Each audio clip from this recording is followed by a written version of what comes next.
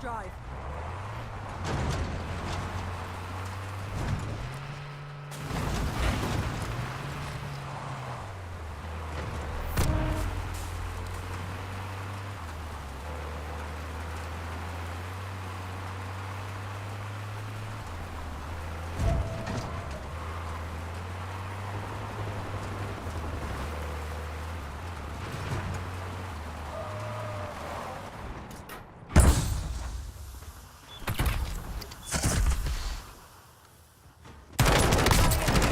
Located.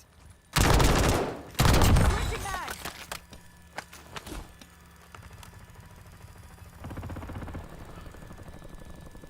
Enemy soldier incoming.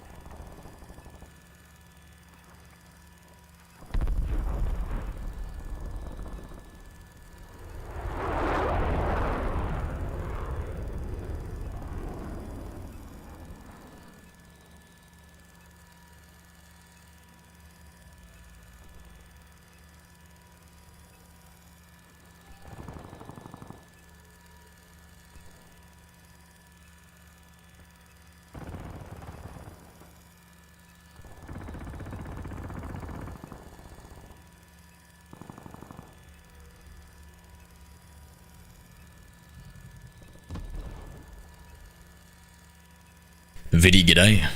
Long tiring day, my friend. What about you? How you been? Trending video, what's up? Pufferfish has no antidote. Really, those, what, the Japanese delicacies?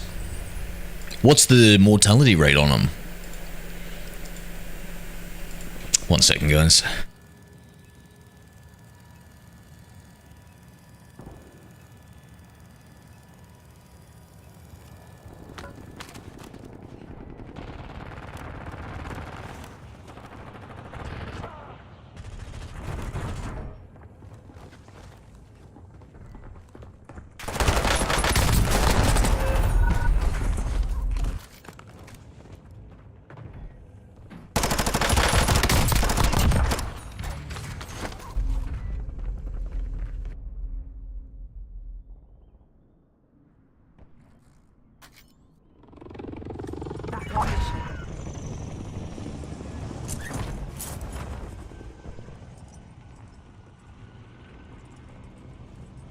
Bo Robo hacking.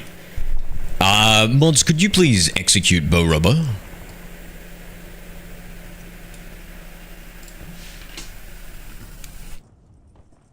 Enemy deployed an advanced UAV. Chill. Oh, I am chill, brother. If I was upset at you, I would have gotten the mods to torture you before I killed you.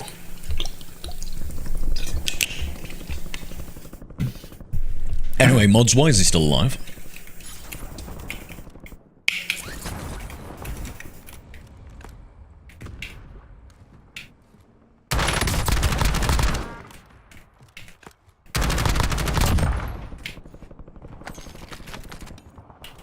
Enemy dropping into the AR.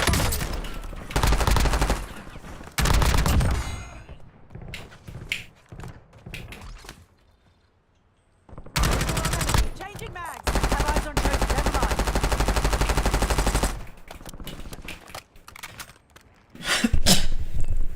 Can you explain why you have a red rectangle on your screen? It's actually 3 red rectangles. And I do it because it seems to give more views.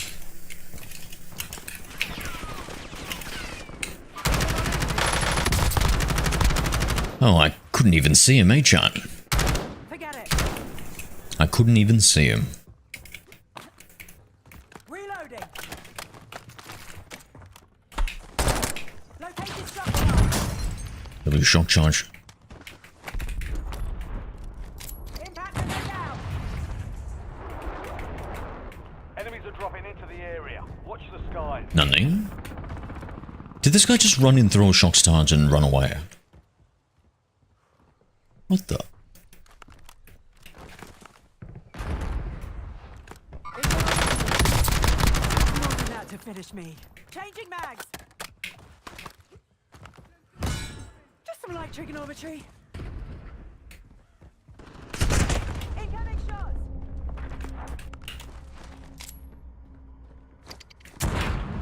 Hostile shooter. Marking target. Never mind.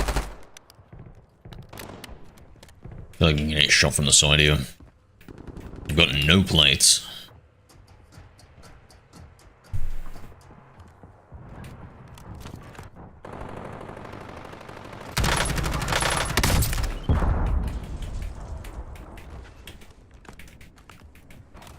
Enemy soldier incoming.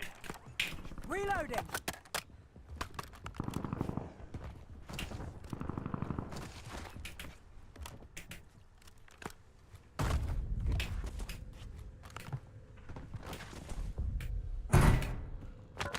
Not done yet.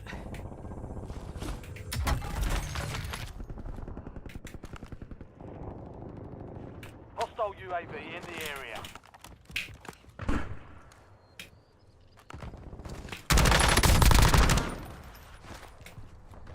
I saw something on the side there. Switching mags.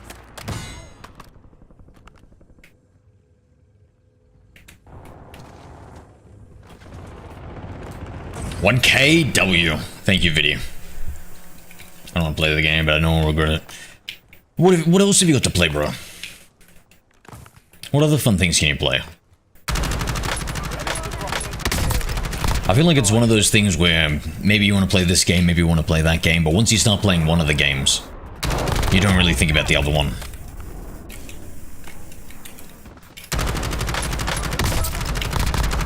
Supply crates have been restocked. Load up.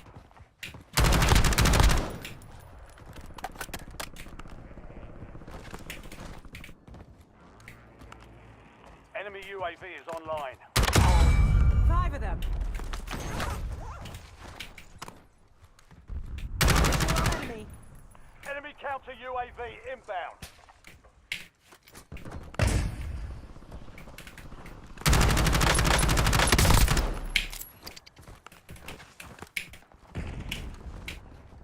Reloading. Enemy dropping into the AO.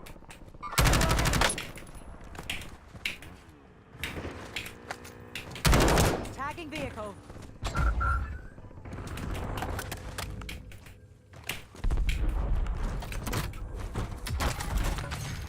Stardew Valley. Oh, I've never played. Is it good? I've heard of it. How old is it? I think it's quite old now, right? I think that's the beauty of pixel art, right? It doesn't really age the same way as other graphics, I reckon.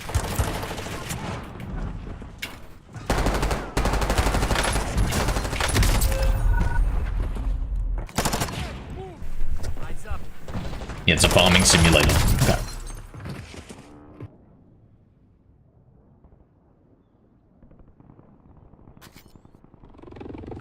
Back in the AO.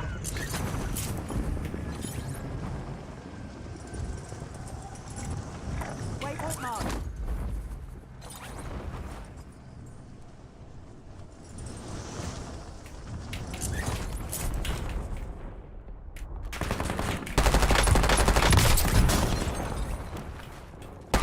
Enemy. Counter UAV inbound.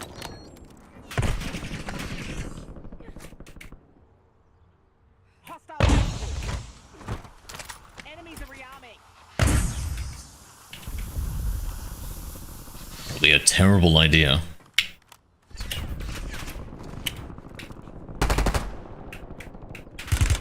Under fire.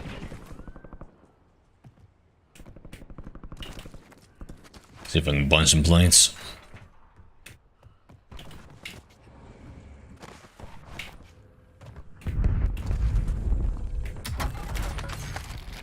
Takes more than that to finish me.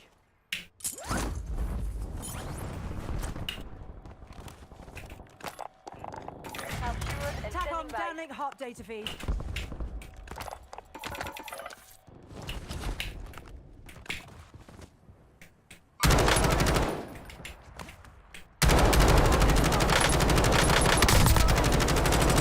Switching mags. Visual on enemy. Forget it.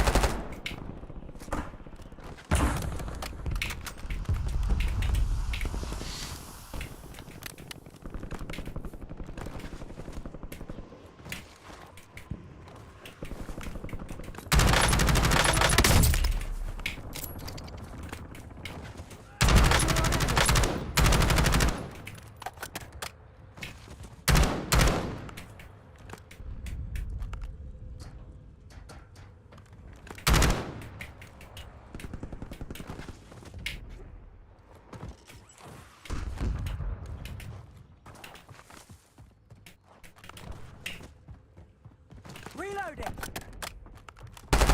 Enemy soldier incoming.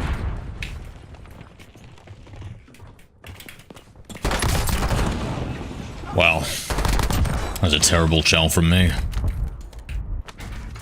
I was so certain he was all the way upstairs.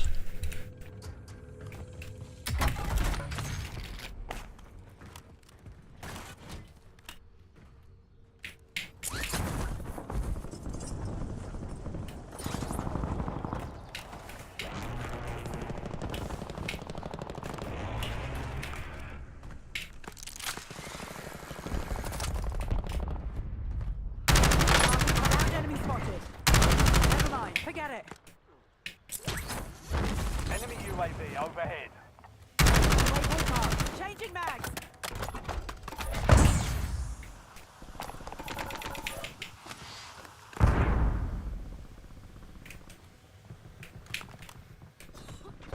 Enemy dropping into the AO. More than that to finish me. Hunt enemy squads, take their cash. Let's get off.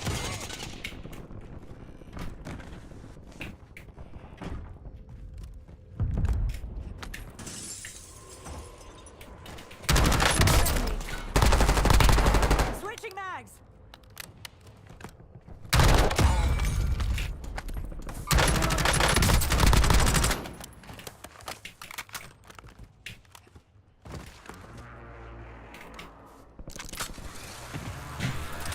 You should try Resurgence. Tried it.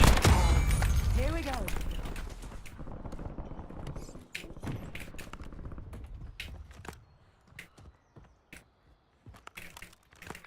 Coordinates marked.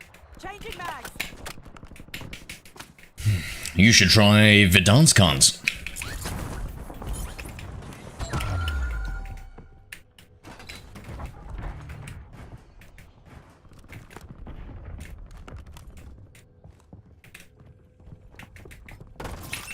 Tapping shot. Kill on enemy. Target location. Kill on enemy. Reloading. Coordinates marked.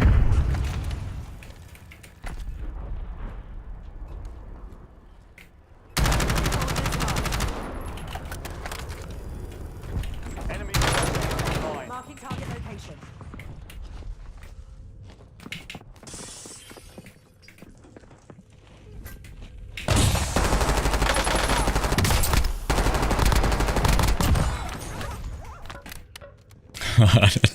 Yo, kid, tell me how you really feel.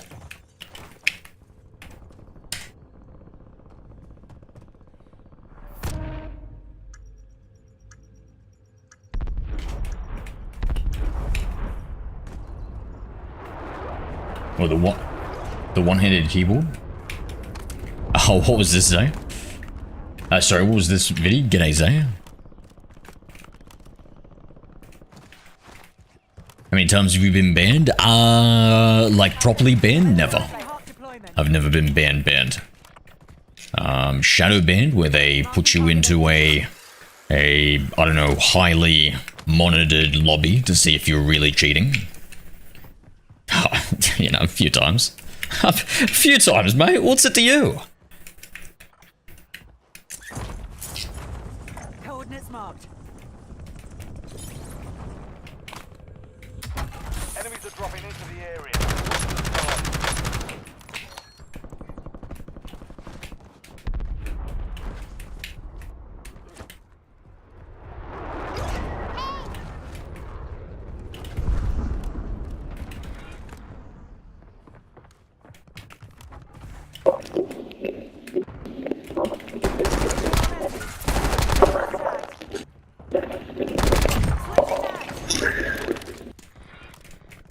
So he's pushing. No. Just holding here. Oh my god, he's just so lost. Never mind. Poor fella. Mine. Poor little guy.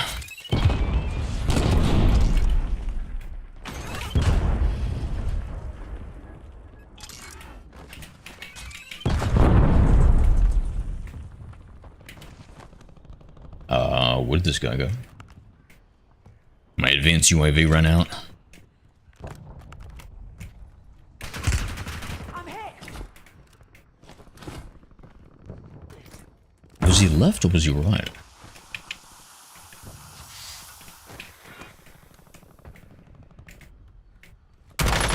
Marked. Setting impact grenade. Changing back.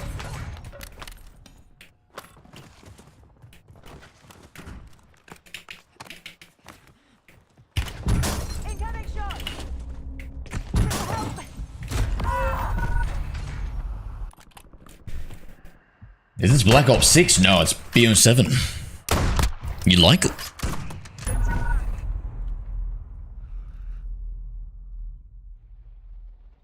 Watch some old Terms videos. Oh, W. Yeah. That one-handed keyboard. I made that one-handed keyboard, bro. Fucking, it gets better.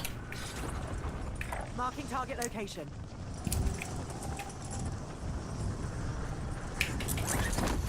In fact, I wanted to learn a little 3D modeling and design my own, because that one's a 3D printed keyboard that you download the schematics offline for. Enemy spotted. Someone else got them. I think this guy was just clipped from outside here, so let's... Was that a person? Oh my god, that's a fucking duck.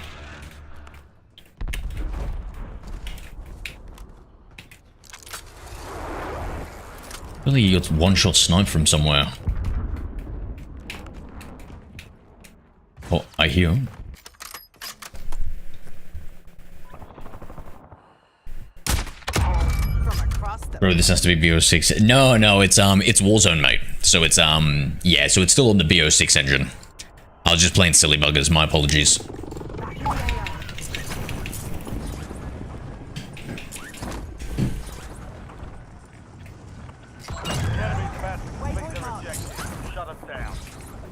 Yeah, I really hope they bring wall bouncing to Warzone.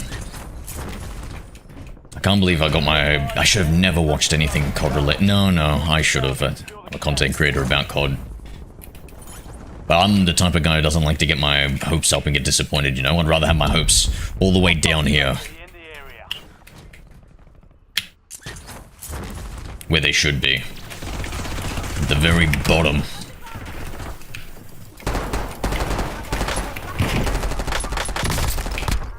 My word. Enemy dropping into the AO. visual on enemy. Let's not talk about that, Nate. Not done yet. Get a hop in the sky. Enemy advanced UAV is active. See if we can peek. Oh my god, that was COD timing. Alone ghosted here? No, that can't. It's gotta be a decoy, right? More than that to finish. How is he ghosted without moving, chat?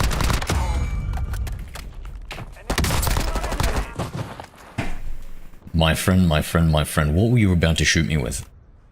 Oh my god, My you sound really boring. What were you about to shoot me with, mate? Enemies are dropping into the area. You swine. You dirty dingo, mate. Enemy advanced UAV. Alright, have a good day, sir.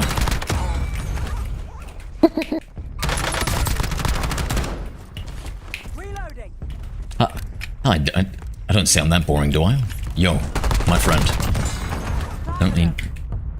Just rather commit seppuku than talk to me. Maybe I am too boring. Fun, you're like 47, get off the fucking game. Hey, Then you have children. 45, mate. Fat cunt. Hey, how'd you know I'm fat? Man, use something with skill. How'd you know you're I was using fat, the mate? fucking meta, aren't you? Yeah, using the C90 Oh fat. my, this guy really complains about everything. I'm old, I use the meta. Jesus. You know, I don't think there's any winning that guy over. But I'll give it a go next time he comes in. Thick and nuggy, yo dude, how are we? Sean Farrell, thank you for the follow.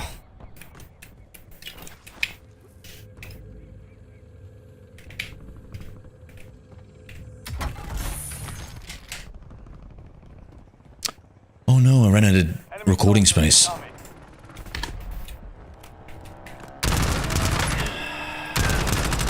Switching mags.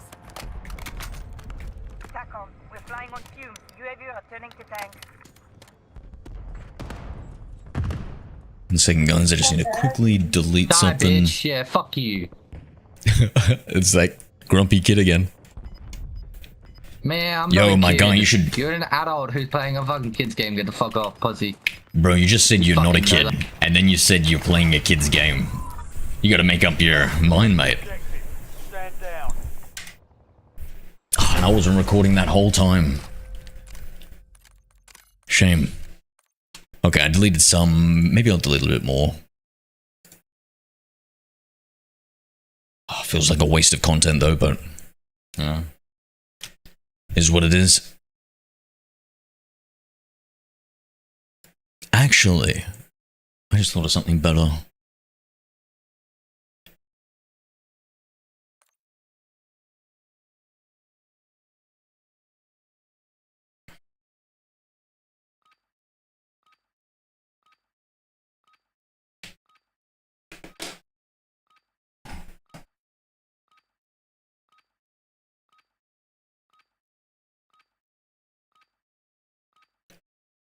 Use this time for some target practice. The real thing's coming soon.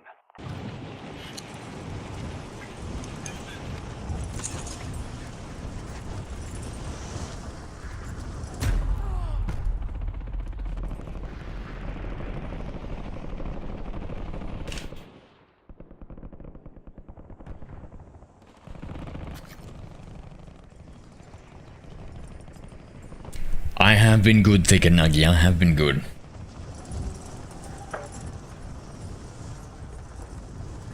Like my dream of bro using different guns. Yeah, listen, mate. As soon as one, we can parlay different guns into money, or two, the meta changes, I'll be right there with you changing guns, brother. Please. And if it isn't one of those two conditions, then what can I say? What do you want from me, brother? What do you want from me? In my perfect world, we get rid of all the guns. We go to a Counter-Strike 2 thing where everybody uses the same freaking guns for 30 years. So, I mean, at least we have it your way, right? Somewhat your way. And a little from column A, a little from column B, to make the worst, shittier column C, where we're both unhappy.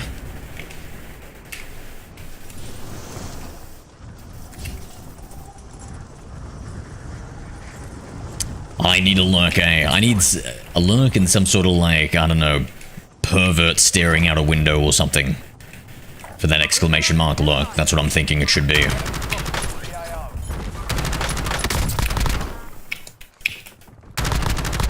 I didn't even know he was there. I thought he was behind that. Would have been a bad push. Reloading.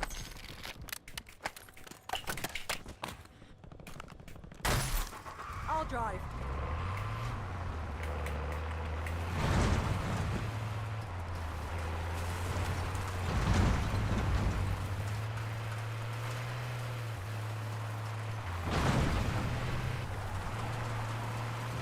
There was a money bag symbol here. Let's go back.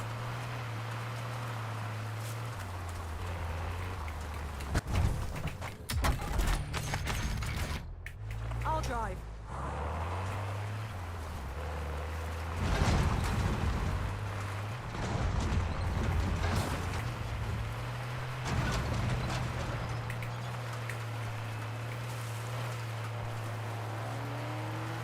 I'm not going to be able to seat swap, break the window, and kill one of them.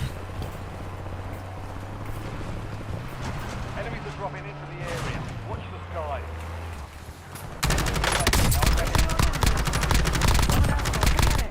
Changing mags.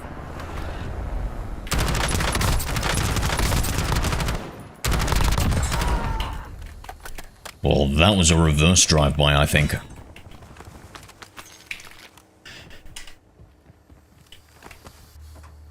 I'll drive. Guy on the top there, on the right.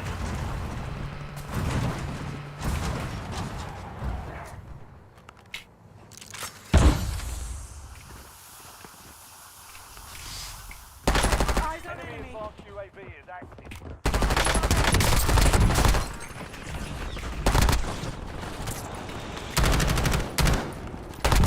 Switching mags.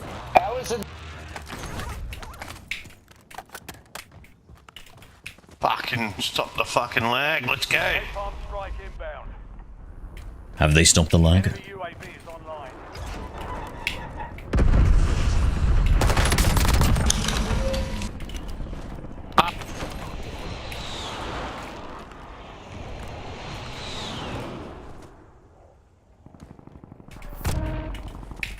Have they fixed the lag? Was that going? Nah, he's probably. Oh no, this guy's complaining about it.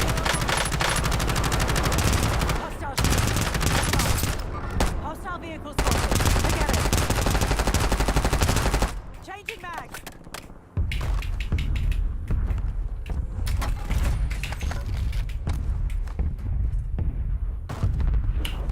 Is it common to have a lot of exclamation mark lags? Yo, Casper, g'day, Zero, nice running into you. Nice running into you too, my friend. How are the games going? You seem like a big Warzone grinder, Casper. You play every day, my friend?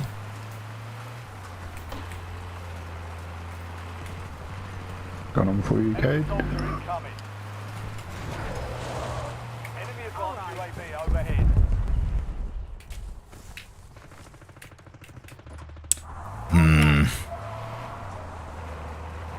I don't know how I want to handle this. Let's get an advanced UAV. Hopefully I can find somebody more ground floor.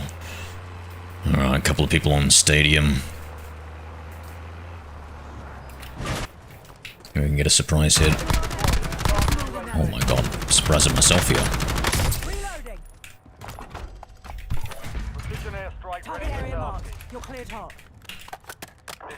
No, bro, get out of the way. You're gonna die. That's not gonna be fun. Damning hot data feed. Alright. To there.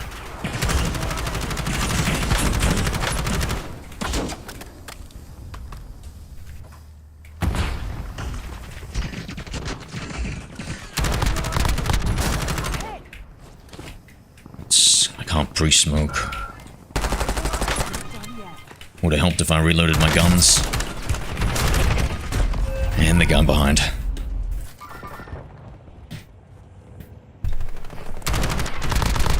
Nikki, g'day. Wallsy, thank you for the 7 roses, brother. How goes? I just got done with DMZ. WW. I'm wondering why... Is my chatbot saying anything, guys? Or am I missing it?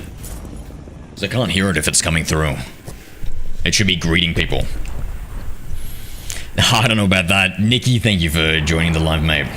What's the highest kills you've had in one game? 70 something in Plunder. Urzikstein. Whatever map was before this one, I think. I always get Urzikstein and Al Mazrah confused.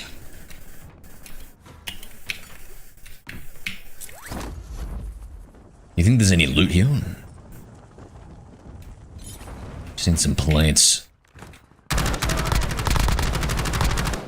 Switching mags. I'm not going to be able to get this guy, I don't think. And they're going to hold that position and we're stuffed. This is probably a death sentence. They're going to try and get a sneakies.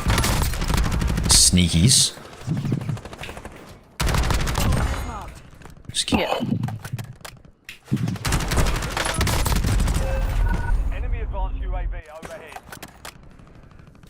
It was Elman's Rufo, MW2. Bolty, thank you for the heart me, the 2 popular votes. I was trying to show you the... Thank you, bro. How you doing, Wolsey? Thank you, dude. Enemy advanced UAV is active. Sorry, I'm pretty tired at the moment, guys. Not really switched on a...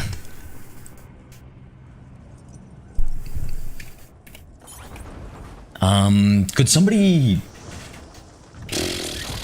try one of the commands, just to see if that triggers, and tell me if you guys see it and it's just that I don't hear it, because I have my eyes preoccupied here. Ground enemy spotted. Got them. Changing mags. I haven't seen... Bro, was he there the whole time, or am I just...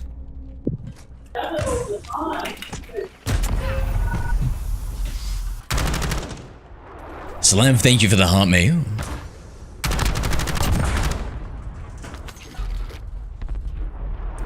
Oh shit.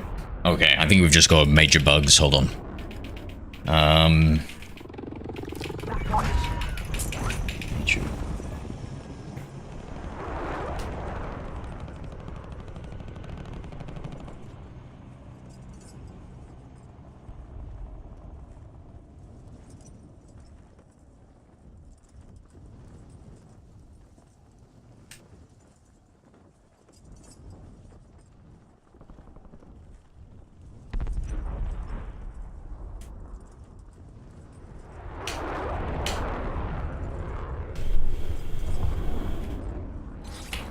Just in 12 hours on BO6, I'm so dead. Wait, you mean BO7 or are we playing the beta guys? I thought the wall bouncing looked cool.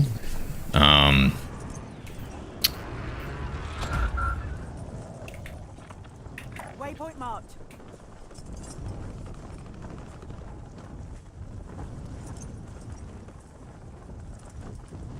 But I don't know, I'm just too tired to mess around with it. One of the biggest things for me is I just cannot be bothered even just changing my keybinds for the game. That's how lazy I am.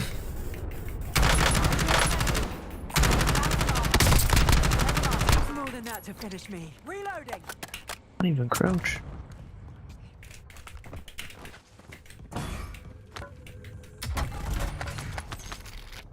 I come.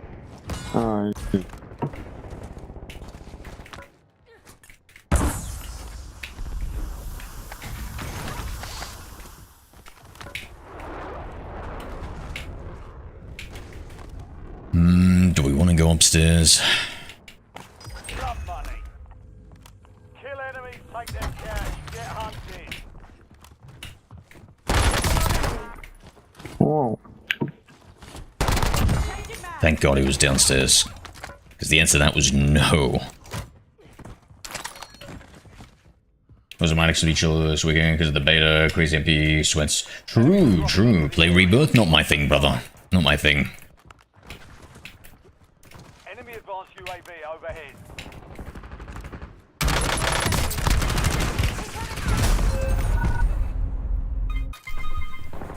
Sorry, 1 second, got a phone call.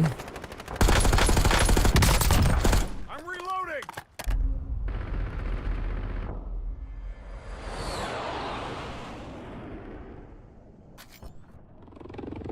Back in the AO.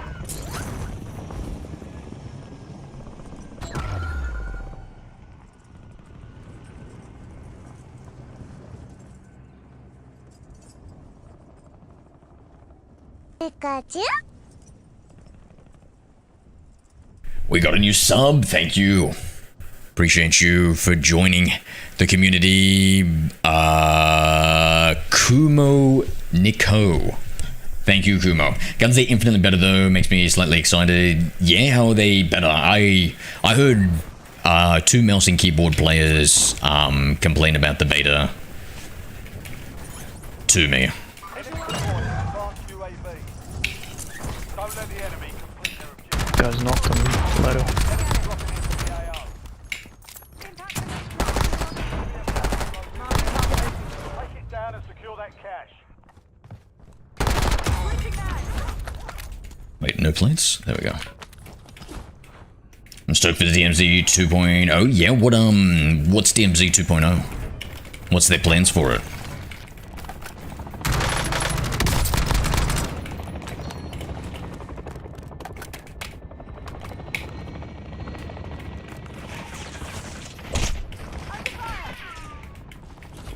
I can drop, but I'll probably die.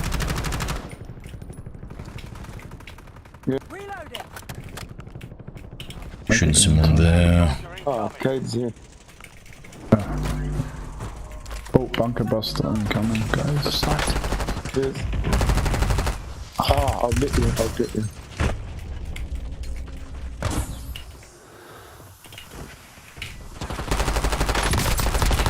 Oh my lord. Quit camping in the garage, you shit cunt. Takes more than that to finish. You weren't talking to me, were you, mate? Jesus.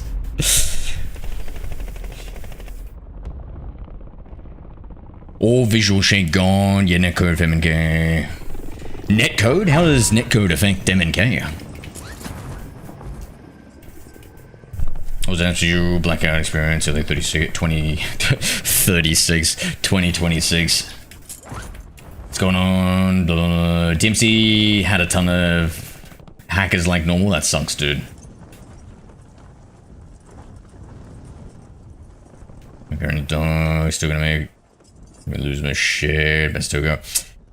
Yeah. You know, I'm extraordinary cynical to the point where I was laughing in the face of some guy who told me that good luck, you're not going to be able to play soon because you're a cheater and they're bringing secure boot to PC. But hopefully that somehow magically fixes the problem, even though I'd be astounded if that is true. Put it this way, I would be amazed if it made more than a 30% difference. Like, I would be shocked. I'd be like, whoa.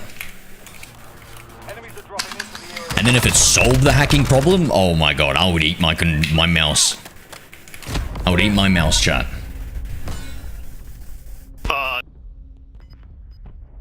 We can hope.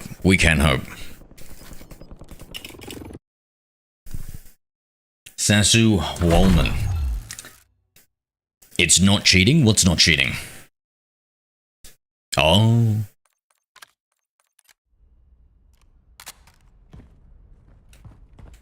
Just the usual server delay causing issues, aim assist abusers, the guns feel way better. Ah, okay, yep. No, I thought there was some specific new problem.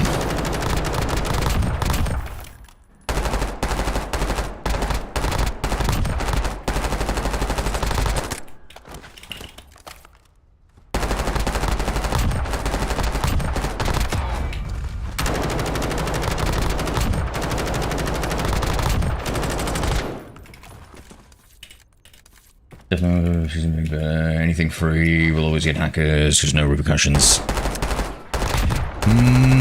True, but I mean, you know, anything paid will also get hackers. And then if we look at, let's say, the gold standard for the industry being, I don't know, Valorant or something, I think that does an infinitely better job than COD. So on one hand, like, I think it's impossible to... I don't think anybody's ever solved the cheating problem in the history of gaming, right? So it'll probably always exist, but to what magnitude?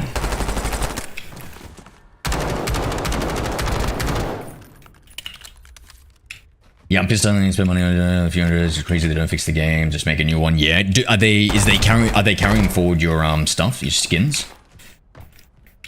Ping is listing, so I loaded and loaded that screen. It's black. Apparently they're bringing DMZ. Oh, you know what would be funny, Bolty, is if the DMZ mobile experience is head and shoulders better. I doubt it. Yeah, kind of doubtful too, eh? Bro, I'm so terrified of change that I'm now that I've seen the BO6, BO7 like changes, and then I think about what could affect Warzone. It's got me thinking about in 13 months when the next like Modern Warfare 4, is that what is supposed to come next, chat? Is it Modern Warfare 4? And I think they're talking about like resetting stuff, and oh man, I don't know, dude. Oh boy, I don't know. I'm getting nervous. After Warzone 2, dude. Oh my god, bro, I'm getting nervous.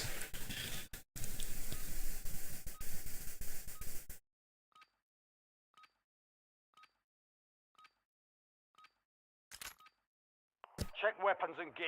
We're holding for deployment.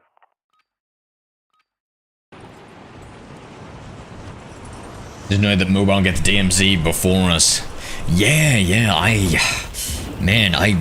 honestly, I feel like the mobile market is like huge. Like with the potential there. It's like not every body has like a console or a PC, but pretty much everyone has a phone. And I think like regions where Someone else got them. Playtime's Visual on over. enemy. Stand by for deployment. regions where like they're not as economically blessed. I think mobile gaming is like incredibly larger in these areas. What's happening, Zero? Nothing much, bro. I was just I was fearfully describing what could have been what could be the future for Warzone. I gave up gaming on mobile, drains too much battery. I never tried gaming on mobile. I was always a Plunder. PC elitist.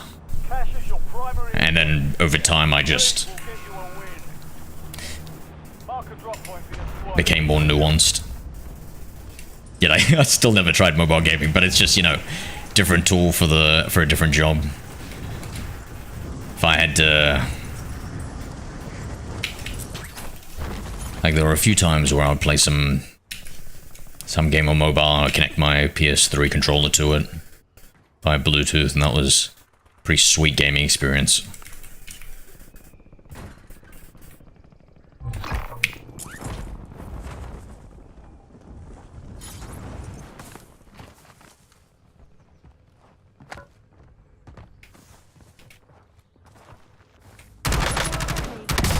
Target locate. Never mind.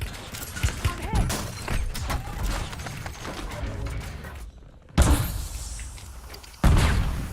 Incoming.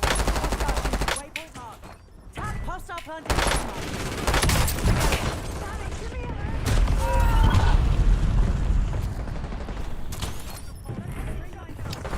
a Number 2, you're number 2 rank in 1. Cutest hands in Australia. Actually, this one is number 2 and this one's number 1. But I'm incredibly humble, so I just say number 2. The most humble, actually. marking target location. At least in Australia.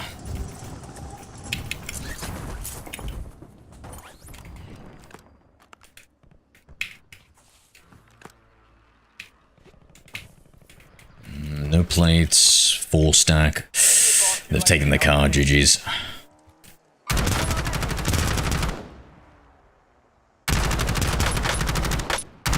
Reloading. There's only 2 maybe in there, right? 3 tops. Enemy advanced UAV is active. Enemy soldier incoming. Got them. Enemy deployed an advanced UAV.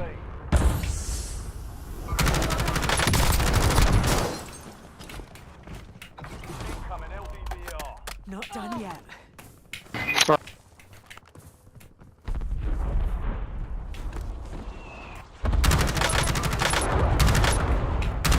Eyes on enemy. Never mind. Under fire. So you're Australian, yeah. Takes more than that to finish me. Let's get to cover. We're gonna get pincered from the side here. Enemies are dropping into the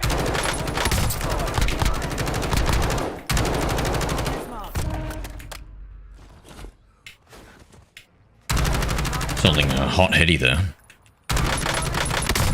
Waypoint mark. enemy advanced UAV. Still worried about. Shots.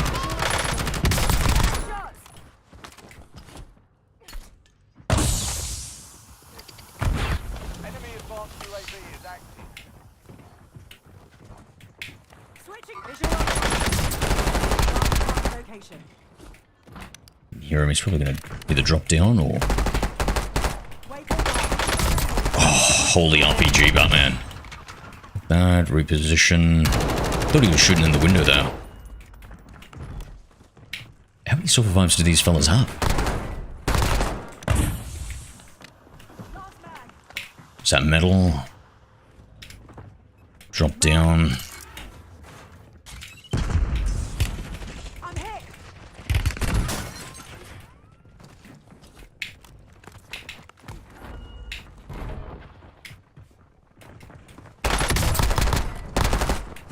Waypoint mark.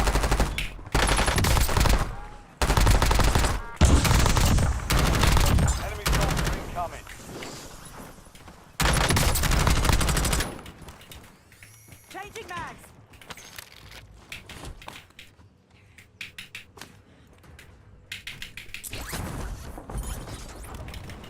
Is that him up there? On my final mag. Be advised, cash drop is inbound. That's fine.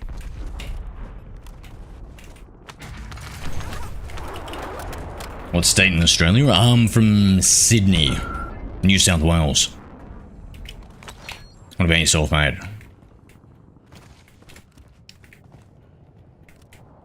Let's see if we can buy an advanced UE.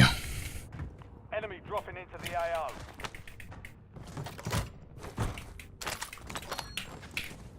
Reloading.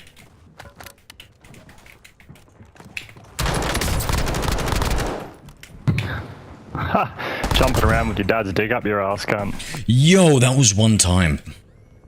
That was one time, brother.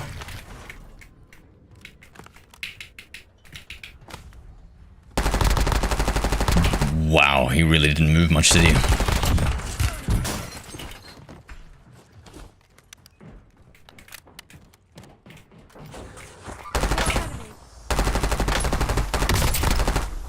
Not done yet. Changing mags. What else do you play? Pokemon. Get a harp in the sky. And just a variety of games. Soldier incoming. I'm a variety streamer.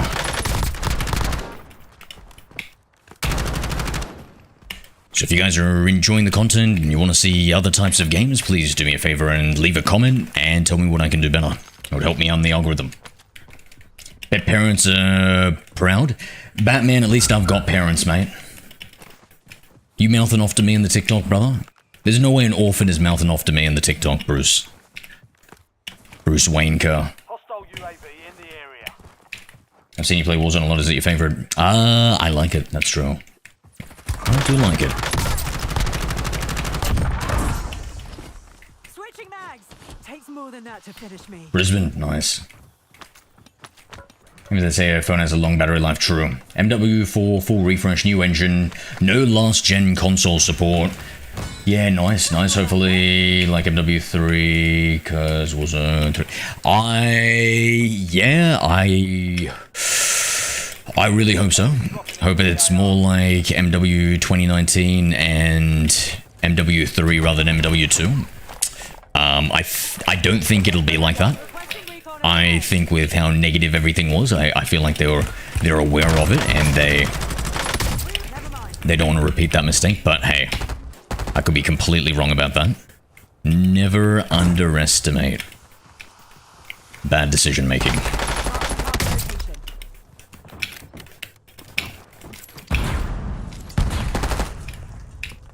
Mission timeline expired. UAV Enemy exiting trophy the AO. online.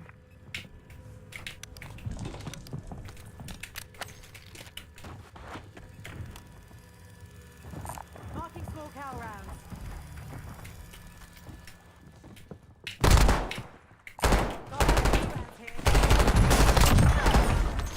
That was a good show, brother. That was a good show. Switching mags.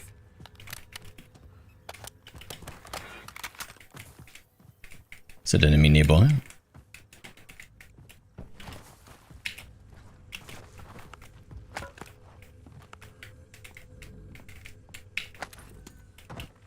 Is there a vertical element to this? Is he like flying above me? The area. Watch the sky.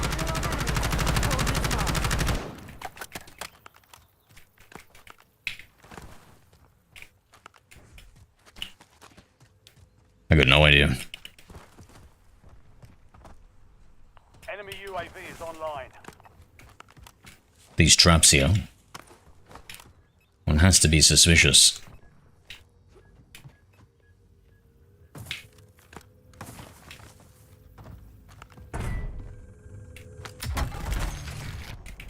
Insane. Yo, David. Does Red Box distract me as I watch? Yeah, I've got, I multi-stream to many different platforms, so if the red box annoys you, you can choose another platform, and it won't be on that.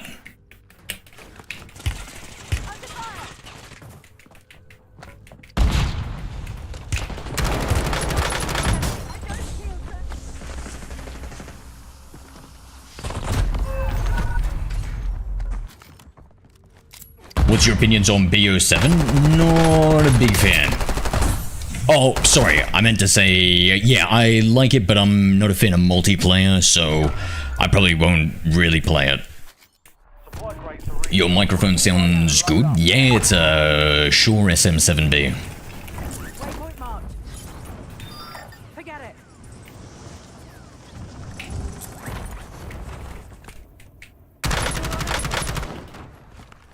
Sending impact grenade.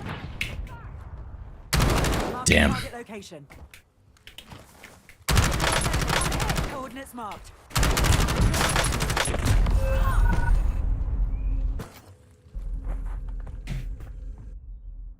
Oh, we gotta get that specialist back, right? How much money do I have?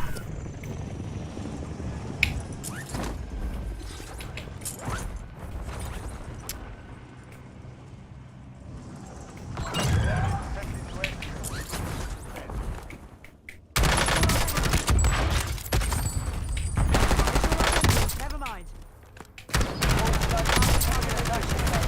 area. Reload. Target that bird and secure the cash.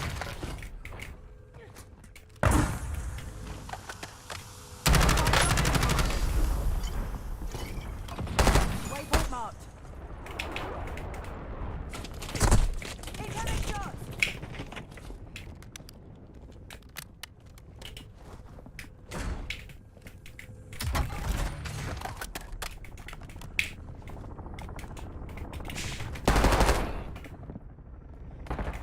Lethal tag.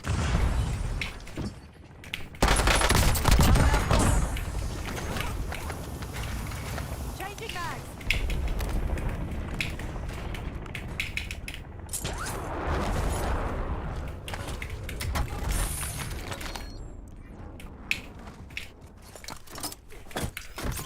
Enemy dropping I'll into the drive. AO.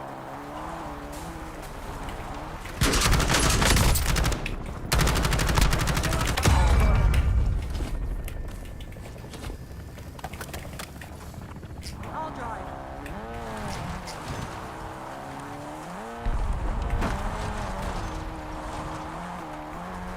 What's your keyboard? My keyboard is the Wooting 60HE. No worries, haha. Yeah, it does get a little distracting, doesn't it?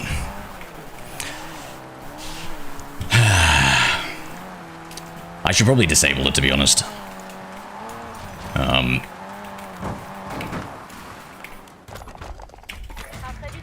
Authorizing hawk deployment. Enemy soldier incoming. Enemy deployed an advanced UAV. Enemy UAV overhead. Target location. Hostile shooter. Sending smoke grenade.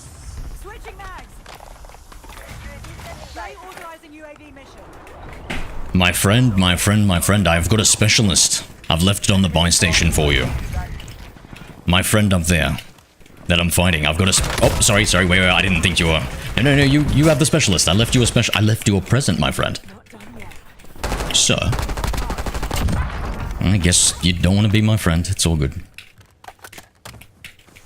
Priority tasking request received. We're done.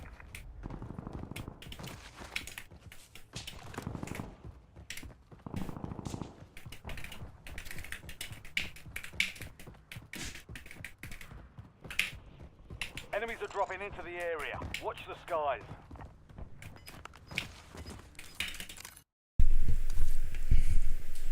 Everyone knows that keyboard. It's just so expensive. Pocket Robin. I want you to go look at like the latest maybe Optimum Tech video. I think he had some good, cheap mechanical keyboards. I think I saw something like that. I think there's some good options on the market. Oh, for Hall effect sensors. Not just mechanical, but Hall effect.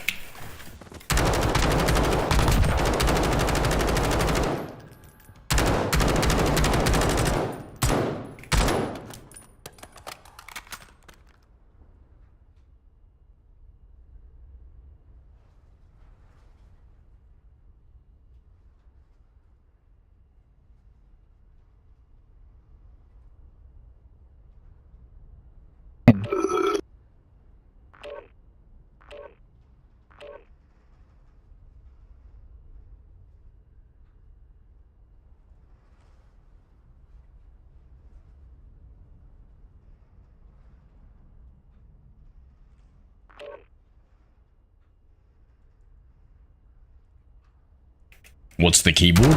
My keyboard is a Wooting 60HE. Whatever keyboard he was talking about, I have no idea. I can't remember what it was called, but I just remember him mentioning that.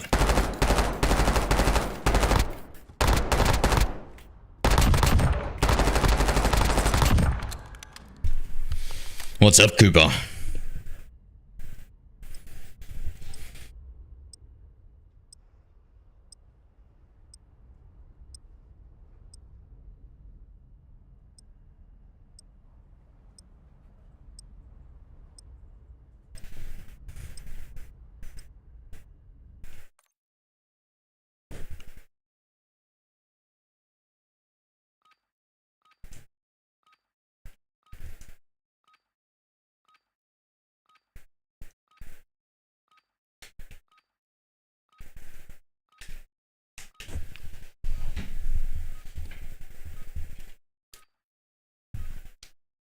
We're headed to the war zone.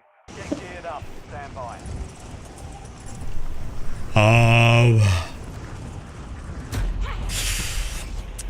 I need a little breather, chat. So I'm a bit tired. Let's watch something for a bit.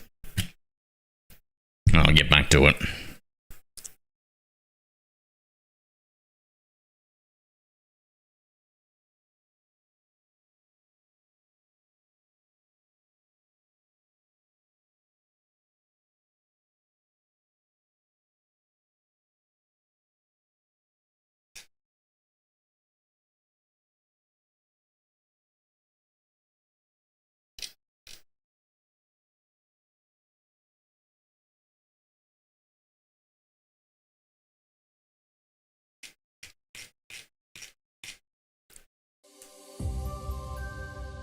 The green screen is breaking.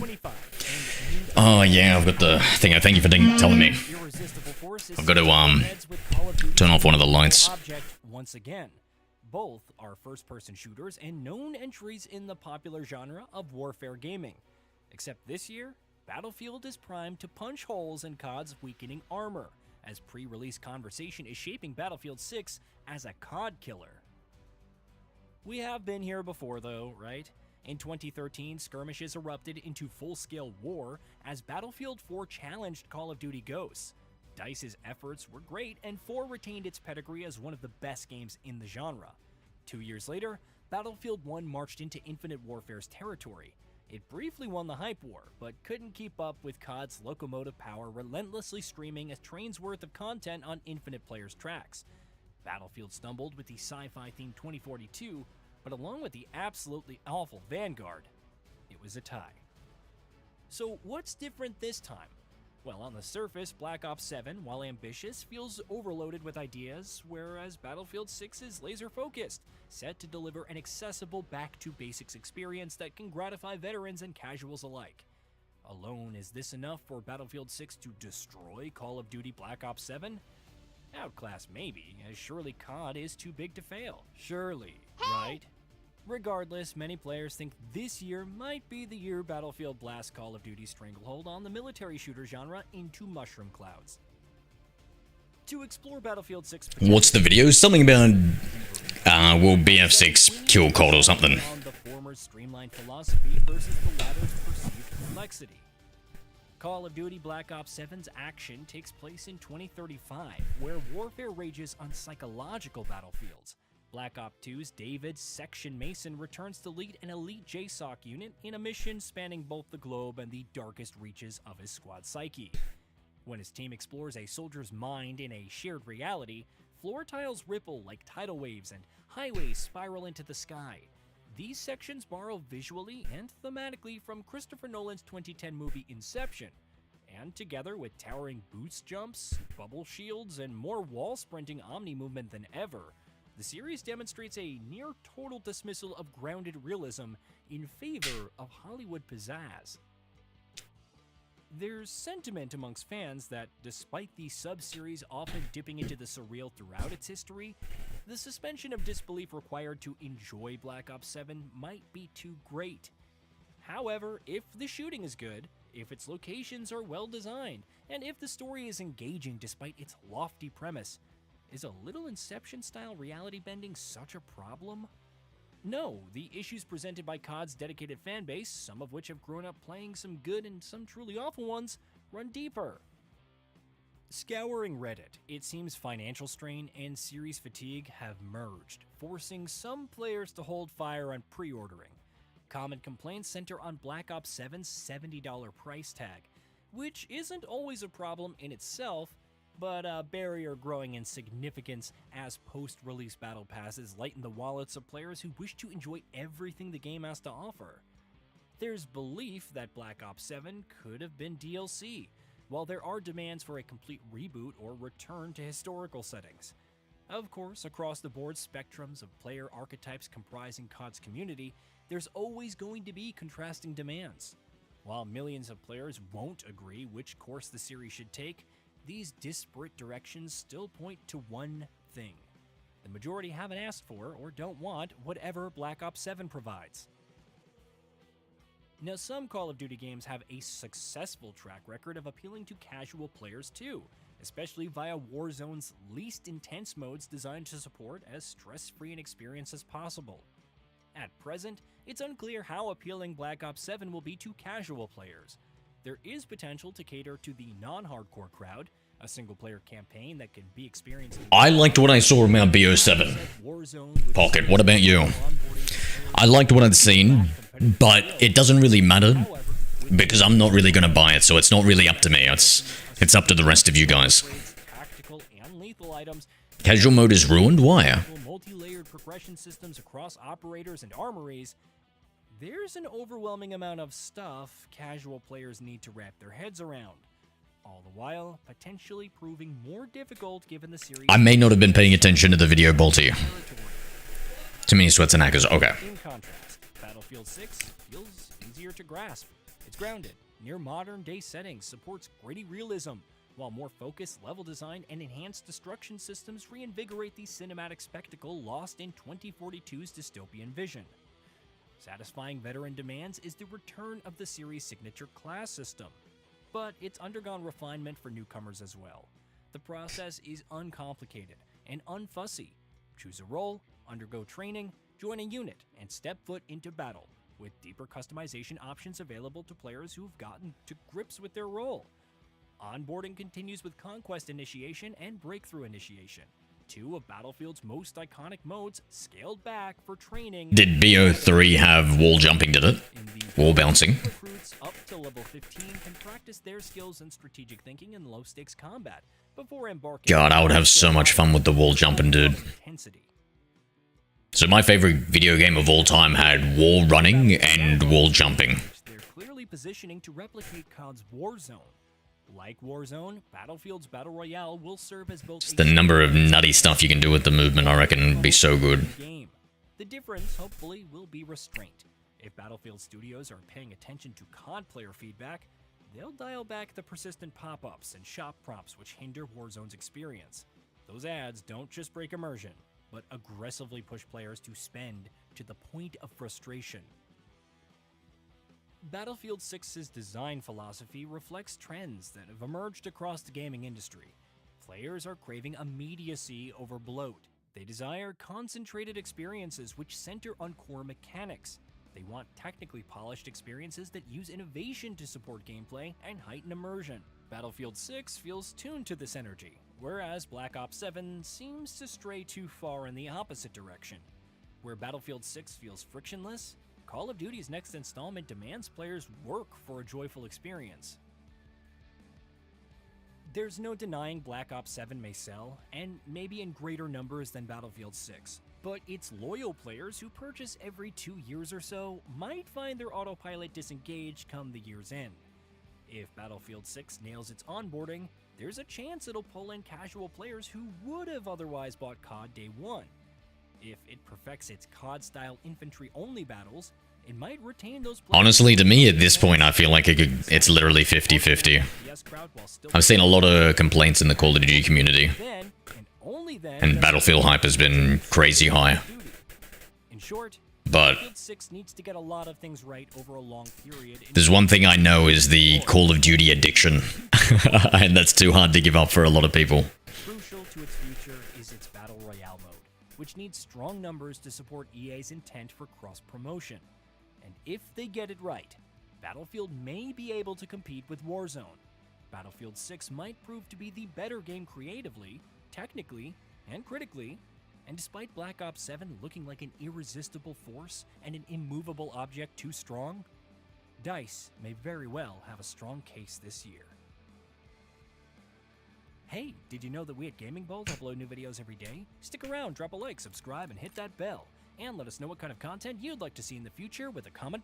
It's been 5 years since Warzone released. 5 years since those first games on Verdansk. 5 years since those first games on Rebirth Island. And all this time later, through the highs and the lows, it looks like we're back to where the game kind of first started. People feel like the game's the same, and kind of is.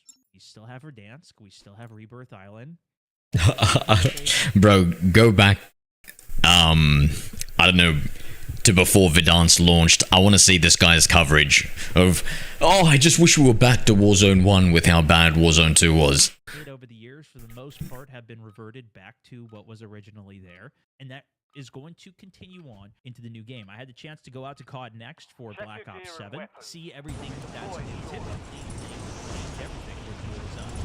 The new game comes out, or they revert a bunch of quality of life features that they added. Last year, they added a bunch of back, and this is the most same that it's going to be, but with not really new content alongside of that. New for Resurgence, and we got to play the new map, updates to Verdansk. But as always, I want to give you guys as much insight into my opinion after now playing this, watching a ton of content, talking a lot with chat, other players, creators want, and even expect, especially from the marketing, the way they talk about it. I don't know if this is even speculation anymore. It isn't another one of those Warzone is dead videos as much as seeing what is being put out here. The biggest new piece of content out with the update is the new Haven's Hollow map. This, of course, is Resurgence. It's 45 players, a little bit larger than Rebirth Island. And compared to Area 99, which came out last year, is definitely more vibrant. I think the layout is much better, just like spread out. The biggest complaint a lot of people have about this is that this is a zombies map that they've essentially reused for the sake of a battle royale, which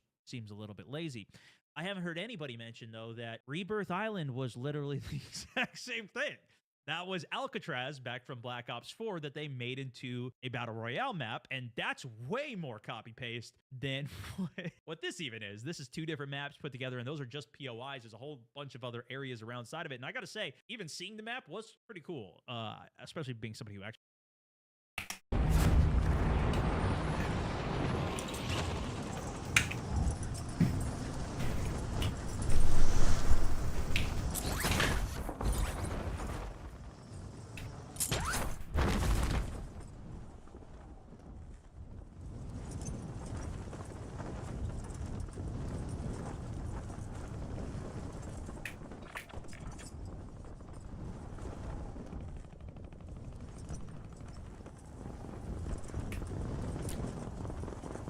I could have sworn somebody went down there.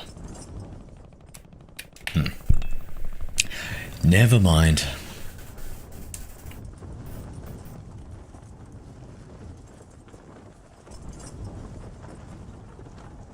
Visual on enemy. Got visual on enemy.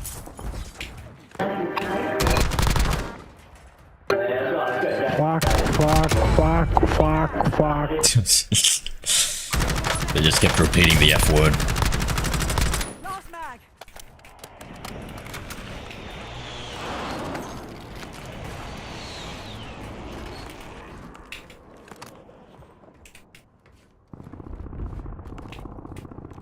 Where is this dude? Bro. Surprise! Right, we chill. Surprise! We chill? Yeah, I'm pretty chill, brother. What about you? Bro, are you a white TikToker? Yeah, that's me. Are you a... I am. But do you not see Prince? Do you not see Prince? Yeah. No, Yeah. Oh my god! Yeah, I do. You not Why? see Prince? I know of him. I don't know him. Oh, because I watch him. Do you know Stripes Nice. though? Do I know who? Can I land back here with my teammate? Yeah, That's my yeah, go, teammate. bro. You have a good one, sir. Okay, just finish yourself.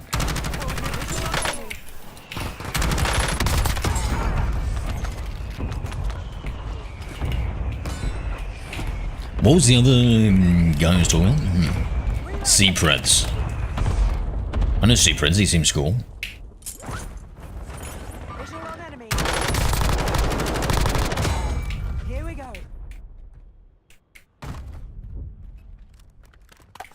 I hear someone. Enemy advanced. Definitely hear someone. Yo, you like Seapreds, brother? You like the content creator Seapreds? My guy? Is this microphone on or not? Brother. Do you like the content creator Seapreds? Enemies are dropping into the area. Changing mags.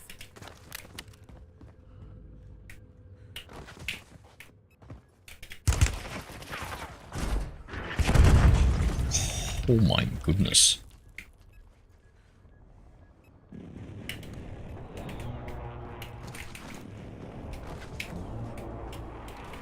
There's a good chance this guy's gonna absolutely mac me with his Focus is in position, deploying ECM.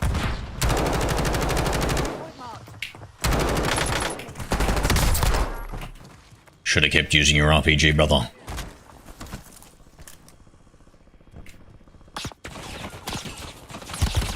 Enemy counter UAV inbound. Switching mags.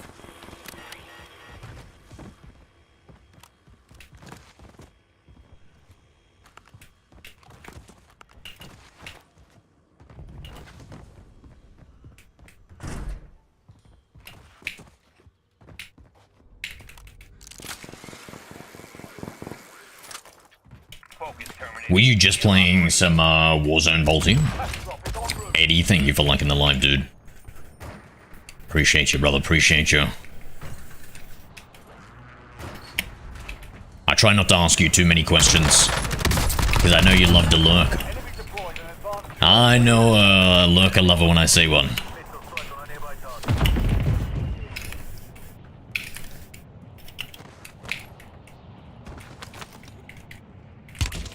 I'm hit. Enemy dropping into the AO. Heads up. RPG. Okay, with...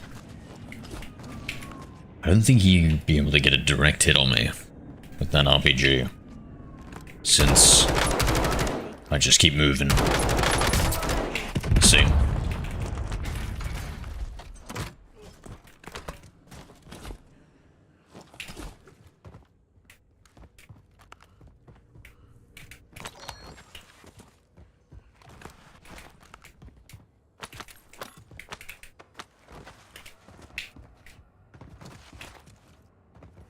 Let's get out of here.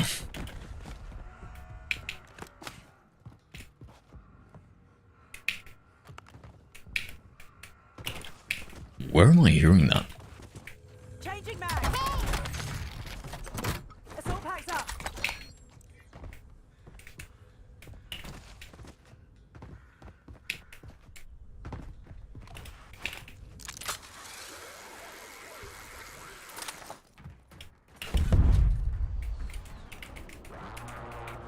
Should we go farmland, downtown? I'll go farm. I'll take the car.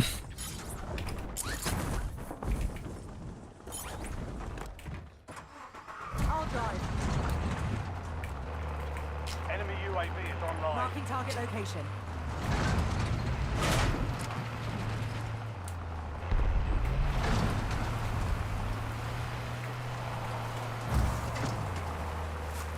Little fella's going out into no man's land. Hostile UAV in the area.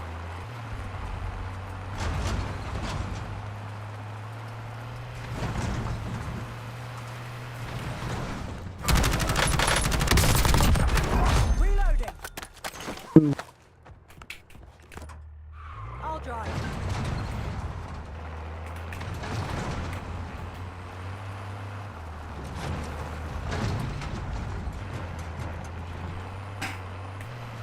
Seems like they're moving north. Let's try and getting ahead of them.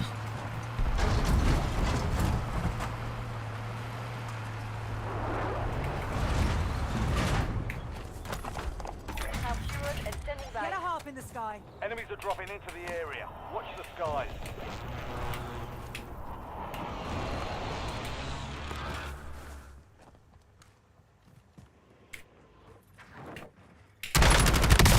Incoming shots.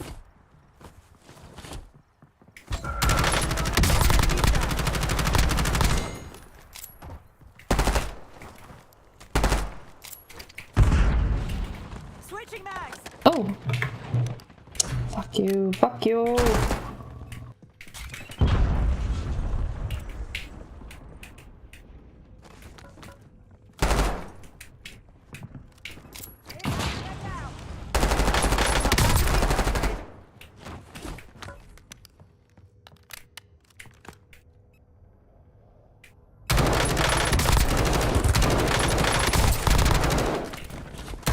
Ah, bullshit cunt. Changing mags.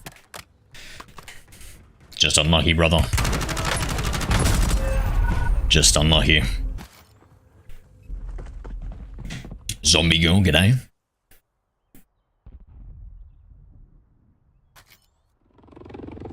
Back in the AO.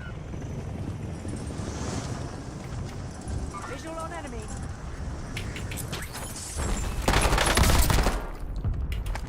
Reloading.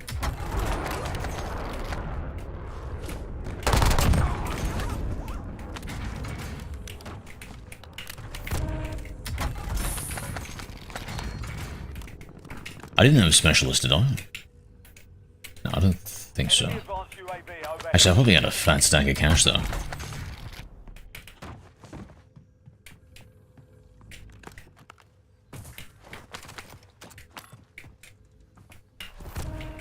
Supply crates have been restocked. Load up. Toxic Delta, g'day, bro. How you doing, mate? UAV available. TACOM requesting recon overhead. UAV standing by. Enemy dropping into the AO. Incoming shot.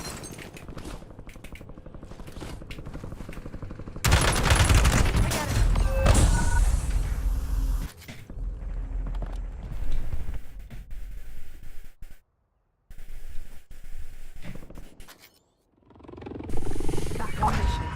It's time to get hungry. Wait, let me think. Where did I die again? There. There.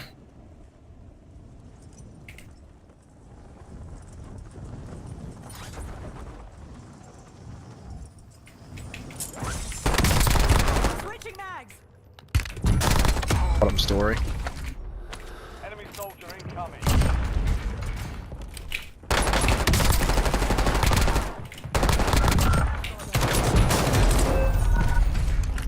Sterling. Yo, Sterling, how are we?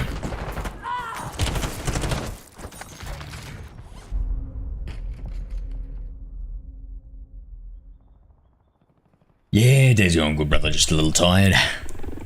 Just a little tired, mate. What about yourself? Get up to much today?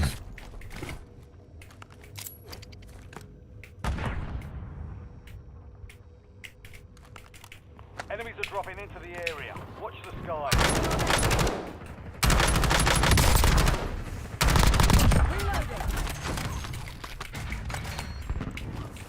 Over there. Oh, that's him. That's fucking Yo. him, alright. Yo. I know that fucking feeling every time. What's the feeling feel like?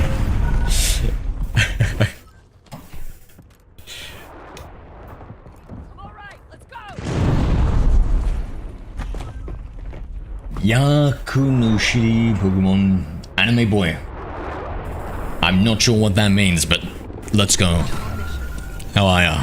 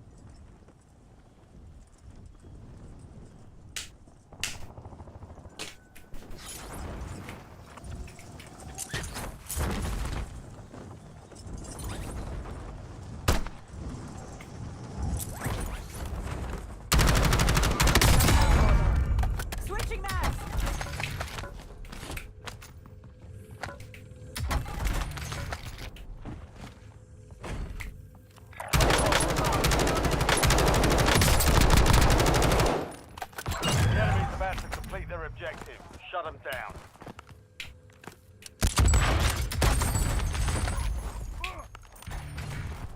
Enemy attack helos in the airspace. Take it down and secure that cache. Maybe I heard somebody parachuting. That's a TTV. Changing mag. Hey man, how are ya? My precious fifis. And a ship.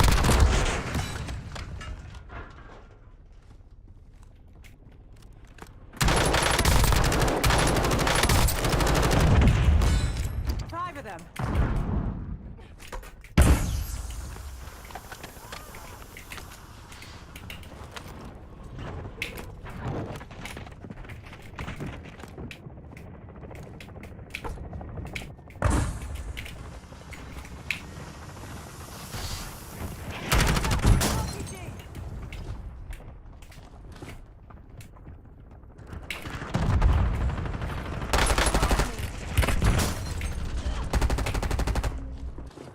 Switching mags.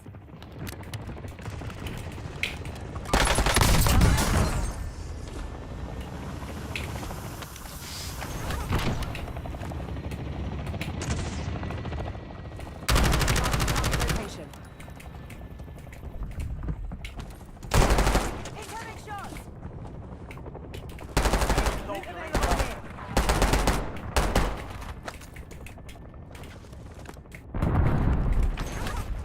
Changing mags. Impact drone.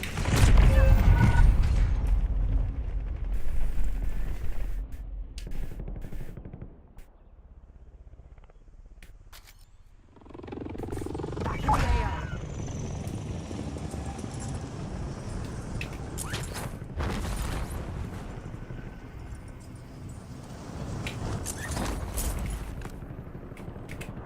Enemy advanced UAV I'm hit.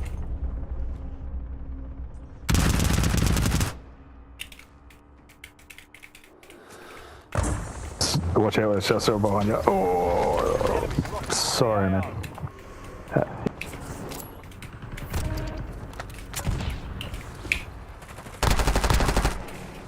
Get him, Hugh! Get him, Hugh! Oh, you fucking pussy.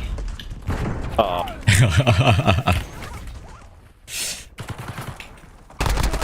Oh. Ah.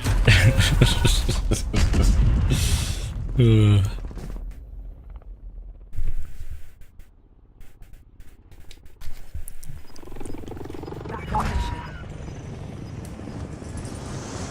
Enemy deployed an advanced UAV. Visual on enemy. Objective.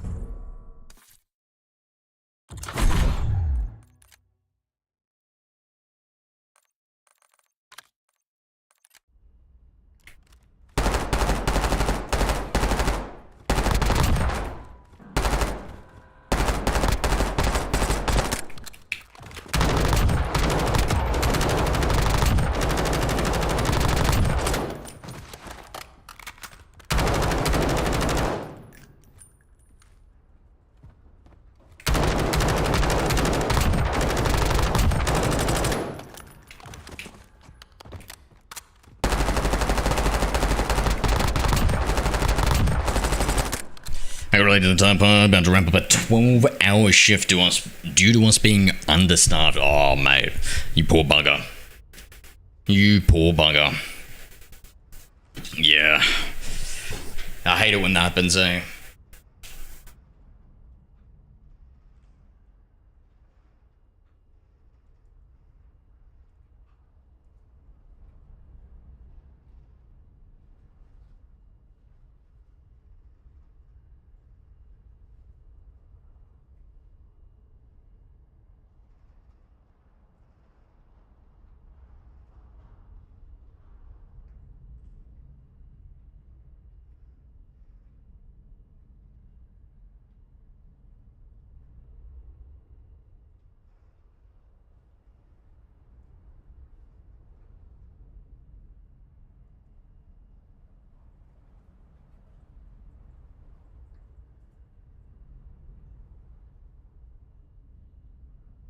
Yeah, I feel like I'm struggling to aim here, to be honest.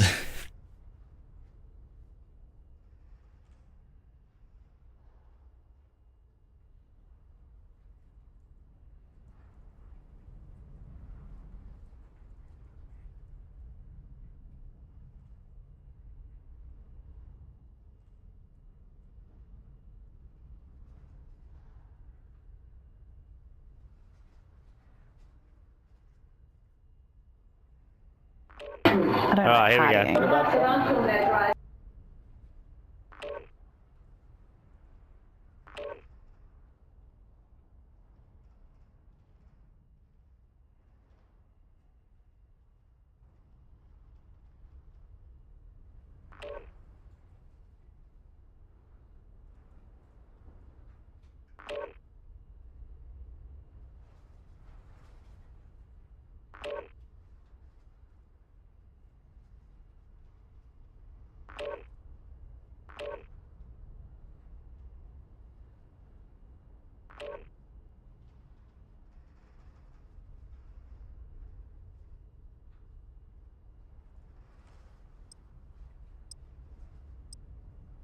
Yeah, I don't think any Pokemon streams tonight, chat. Freaking hell, I feel like taking another breather, to be honest. Let's... Give me like 5 minutes. 5 minutes, I'll stretch out my hands a bit.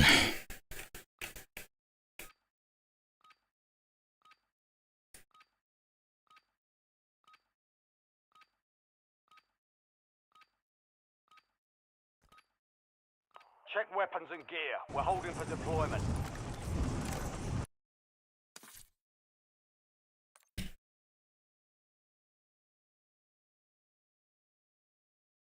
It's Over 500 players. Alright, so a couple of years ago, today's video, we're going to be doing a deep dive. Here's the enemies, but this is what I'm talking about. Like, this is clearly like a totally scripted gameplay sequence from a few years ago. Now, the new gameplay that we're going to check out in a little bit. Yeah, it's going to be fun to test. The voltage on the forklift while the battery is being charged. No, bro. No. Along with the reveal that happened in August, they released a gameplay trailer which showcased a few different elements of the game. There's actually a Damn, there's a lot in this. What the fuck? Huh? You know, it kind of reminds me of Defiance. Oh my god. Is there a grapple hook? Like sci-fi. Damn, it feels like it's got everything, this game. I don't know about this music. Oh, that is horrendous. Holy crap. Okay, multiplayer. Looks like some co-op. We got zombies. Bikes. W. Got low frame rates. We got multiplayer in a vehicle, which is cool.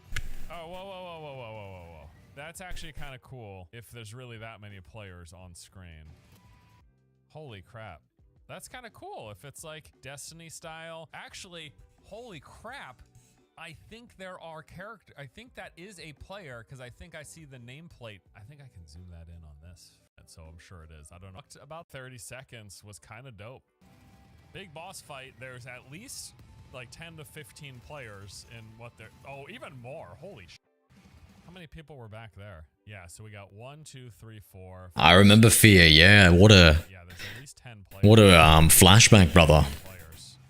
Like flying Tell me you're old without telling me you're old, Toxic. Let's go, bro. A shorter trailer that highlighted the game's use of ray tracing, reflex, and DLSS4, which you can pretty much count on probably needing, considering this is a UE5 game. Not the best track record, right? UE5 games have had some issues. Although, with the gameplay footage we're about to see of this game actually runs pretty good. But anyways, yeah, all great music in between as well. All the good stuff, though, came from some straight up... Damn, the game looks a lot better with the lighting, eh?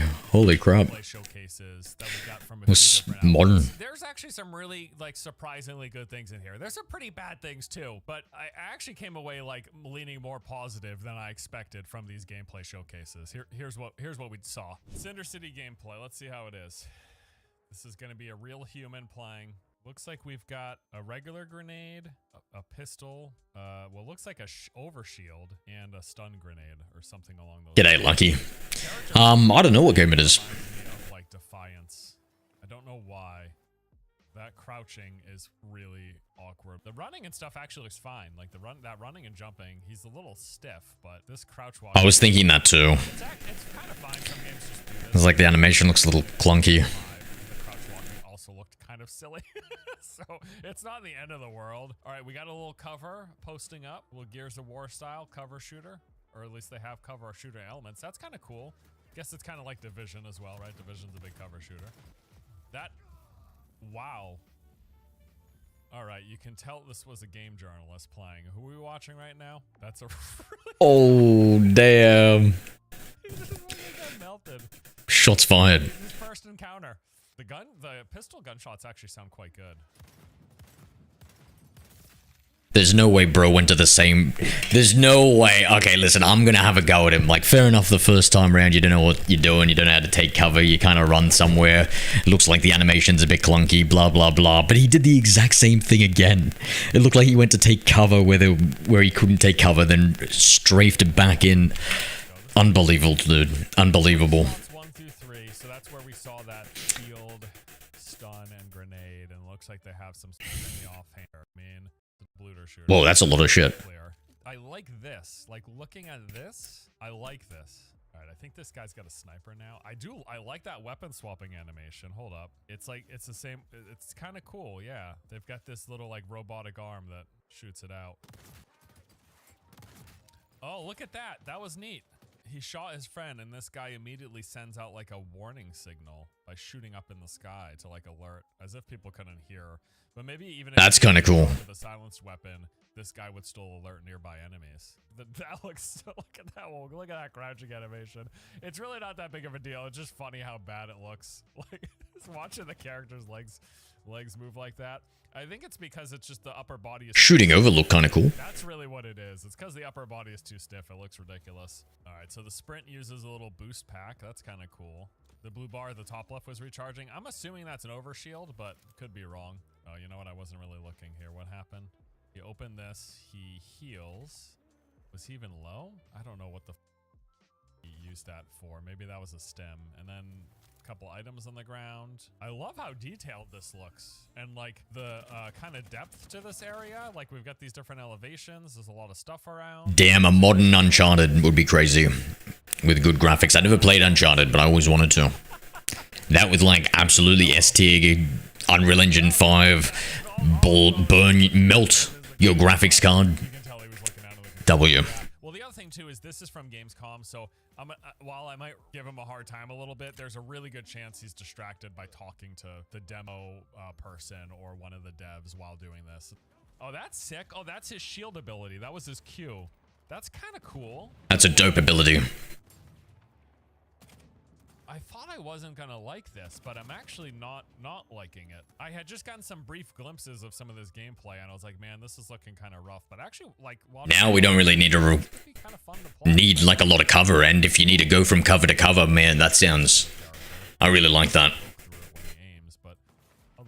I think if you add like some sort of defensive shield option, like a sprint speed option, I reckon that would make a lot of combat between players really fun. Like knowing when to like throw up a small shield to like absorb some massive damage as you're making like a maneuver, plus having some sort of movement ability, I feel like would make it so much more fun. I want that for every game, to be honest, now that I think about it. It would eliminate the it would drastically shift one of the things that I hate about FPS games, where it's like position and cover is king. Like, it's so much more important to just be behind a heady than it is to like have crazy movement or move. Like, you're incentivized to like not move around in the games. This is also running fairly well. Like, I haven't seen, there's been like a few frame dips here and there, but it hasn't seemed to hitch up terribly bad. There was just a little bit right there. Animations are definitely a little stiff, but they don't look horrendous to me. That looks weird. Is the grenade even coming from the body? It looks like it's coming from his shoulder. That's kind of weird. There's like a mismatch with that animation. It doesn't look like it's coming from his hand. Say water. What does water mean? What? It's my favorite gibberish word. Did you trick me into speaking brain rot? Good job. It's running pretty well. The gunplay sounds good. I like the environment. I like some of the abilities. What was that dash? Gunplay sounds good. I like the environment. Oh my god, I like this game. I like some of the abilities. Afraid it's gonna suck though. The animations look so jank. Feels a little skatey. I don't know. It actually looks kind of cool. I actually don't hate this. Like, I would definitely play this. As someone who's a big fan of third-person shooters, looter shooters, and this is like an MMO as well, I'm Actually kind of hate all those things apart from MMO, and I don't play MMOs. The skatiness of the character walking, yeah. Actually watching it now, like, thoroughly, the animations could use some work, but... Like, Water, brother, water. I think I would enjoy We're headed to the this. war zone. I mean, I love Get the geared Division. up and stand I by. like Defiance. I like third-person shooters. Obviously, I like MMOs. It's like it's pathological. It's like it's a mental illness that I have, my obsession with MMOs. We also got NCSoft releasing an official blog post. This was pretty generic, but did touch on at least a few points about the game. And then we've got this IGN interview, and this actually came with quite a few bits of interesting new information. Some questionable comments, but fairly interesting ones as well. The multiplayer space is now 7 to 8 square kilometers All stations, wide. this is Shadow and 01. can Deployment to the war zone has been authorized. around 300 to 500 players that can play in the same space simultaneously. And Anyone want to press X to doubt here? I don't think that's possible. Honestly, I think they've been making improvements to like the number of players on servers in video games. So I generally would have said the same thing, but I mean, you know, like Warzone's been doing 150 for 5 years. Secure as much cash as you can. You are green to get cruising. I'd believe them more than I wouldn't in this instance.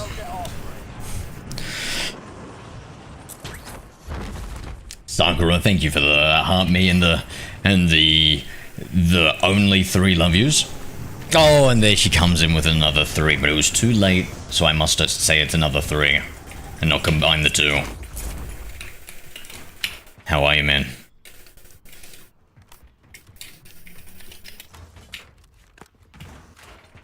Enemy soldier incoming.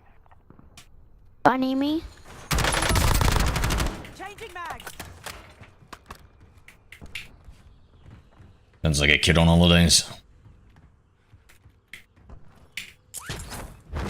Terrible land there. I shouldn't have even done that push, to be honest.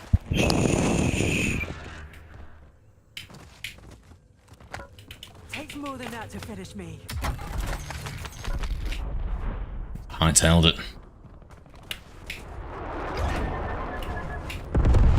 Whoa.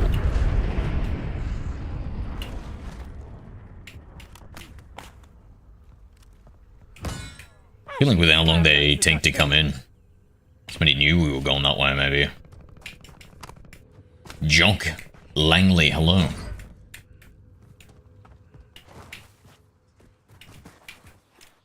Thank you, your favorite boy. We were actually watching a video before. Some new Korean game. Not sure what it was called, but it looked pretty good. Looked really excited to play.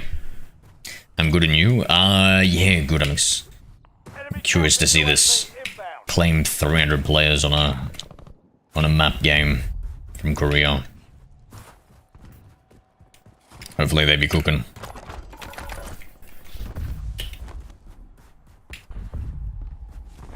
Well, it's 3 Sakuras.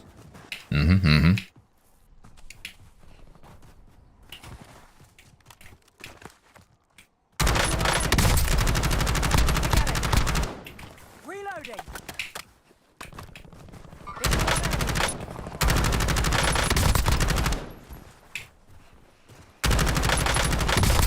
Ah, yeah, I'm dead. On my final mag. End myself.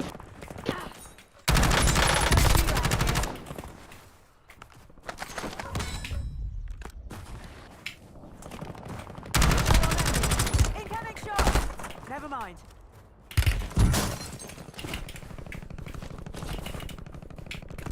Where at a long-range AR.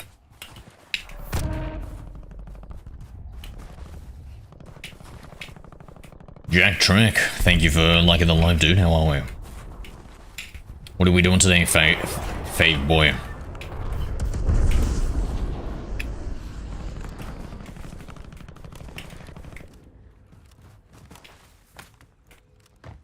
Enemy counter UAV inbound.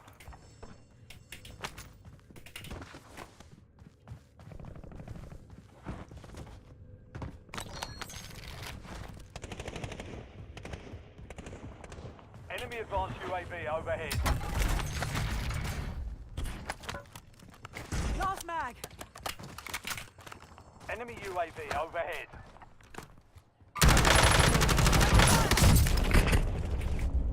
Need a medic. What was that, sorry? Not done yet.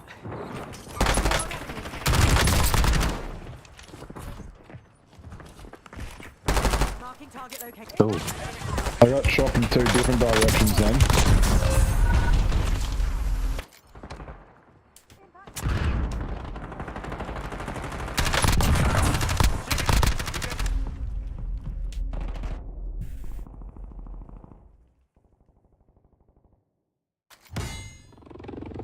Back in the AO.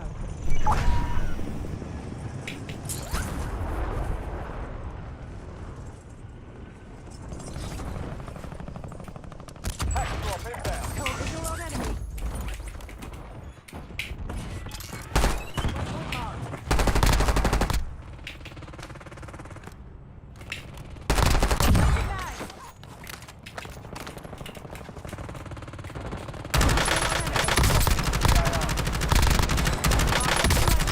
Whoa. Visual on enemy.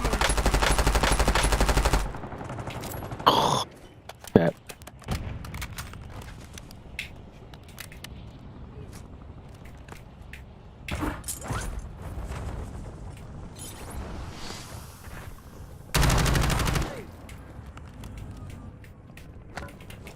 Takes more than that to finish me.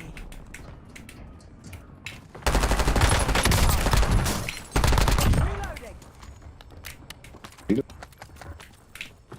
Not done yet.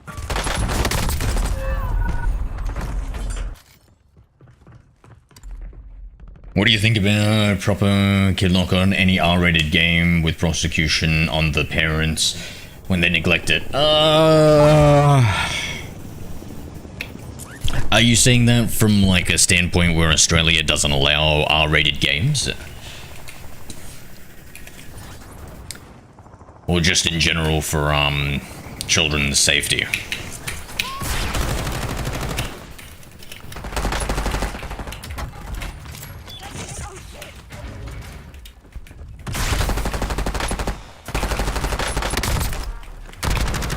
To me, I don't know, I feel like the human brain, though not properly developed, I think is at like 16, 17 is developed enough to drive a vehicle. I know if you can drive something like a vehicle as dangerous as that, and put other people's lives at risk,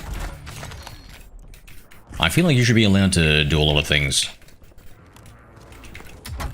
I always found it crazy that the legal age for alcohol in America is 21. But you can sign up for like the military at 18. I was like, that feels a bit. Enemies dropping into the area. Watch the skies.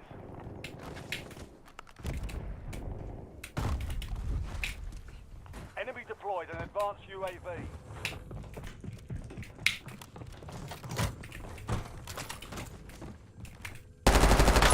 Location.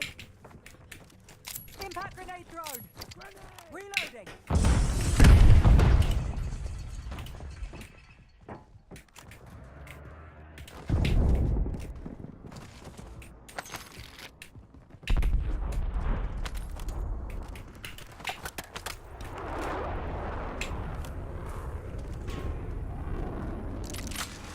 Hundred beer and 16. Yeah, Jabba, but you're not really a model citizen, are you? Enemy UAV is online. Definitely not someone we should be setting our laws to, right?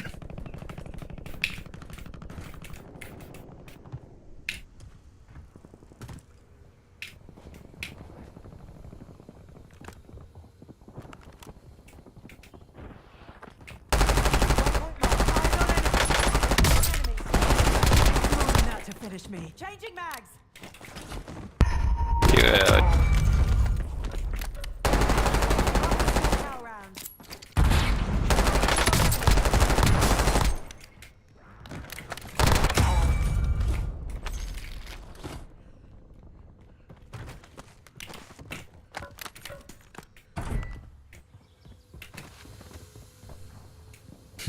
Any objections, Jabba?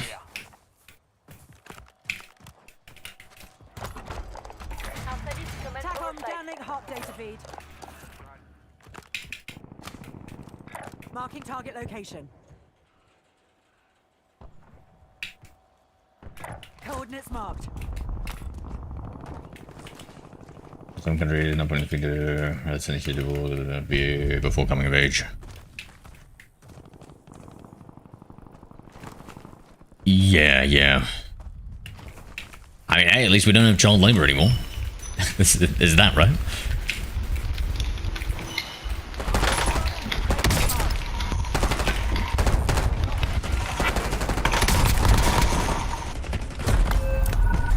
Oh. I thought the other guy shot me.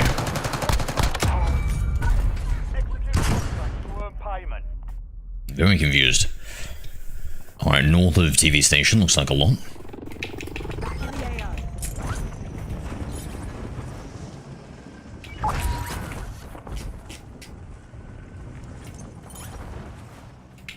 Let's go with the high ground first.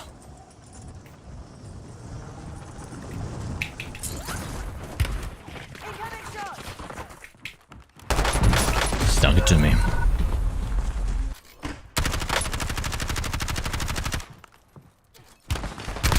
Thank you for liking the live, Sakura.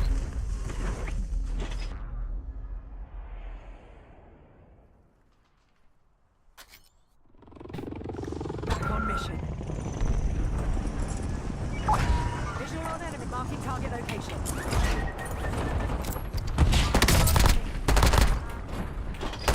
Loot available.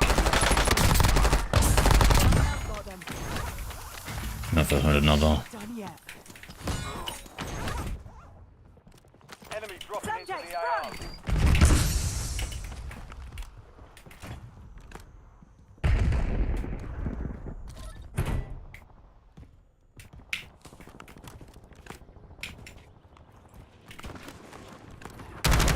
Waypoint marked.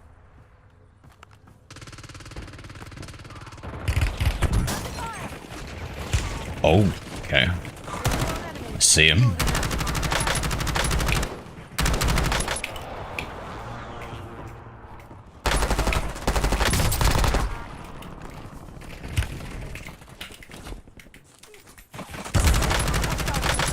Switching mag.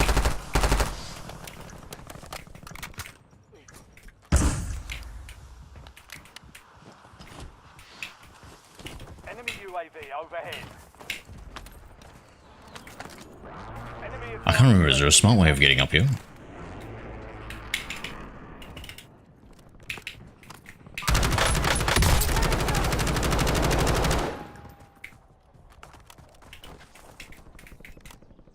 No plates.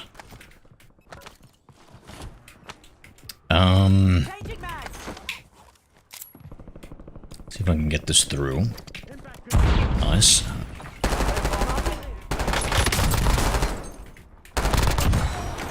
Fuck is fast.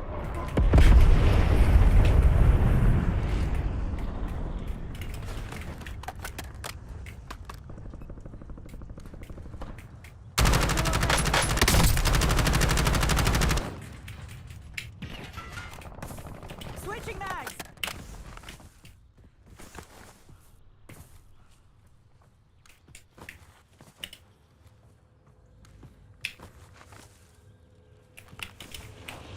Enemy soldier Someone else got them.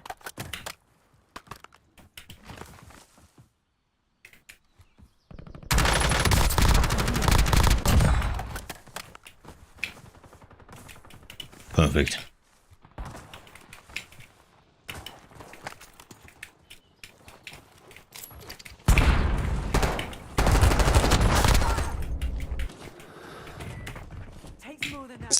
0 achievements left. Only one of those things is true, big boy. Only one of those things is true, and I ain't cheating. It's been the best worst day for me. What?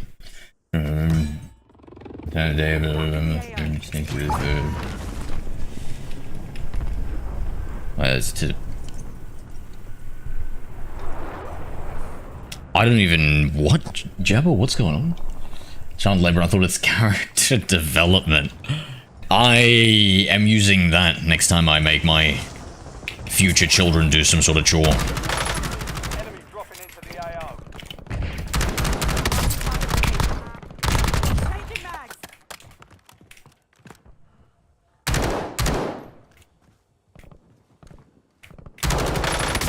Loot available here.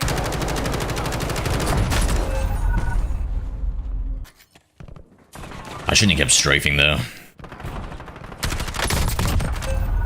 As soon as we seen him, we should have just strafed away to the corner, waited a second, and then peeked back out. Enemy advanced UAV overhead. Let's try it again. Unless there's somebody else around.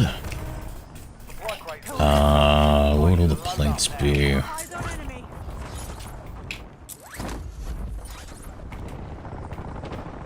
Visual on enemy. I'm hit.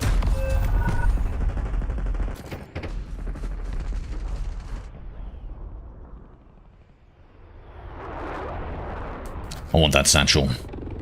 Back in the AO.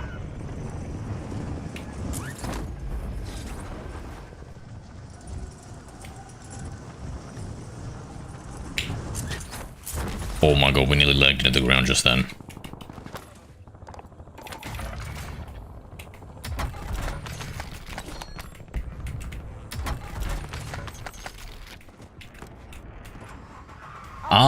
Honestly, I don't think I'm gonna play BO7A. Maybe when it launches, I'll play it. But, yeah, I don't really... Maybe sometime throughout the week, if I'm feeling up to checking out the beta.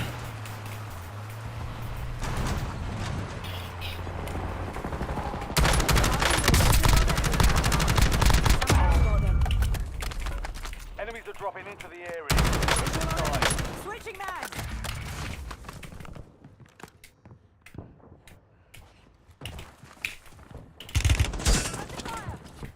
Not done yet. On enemy.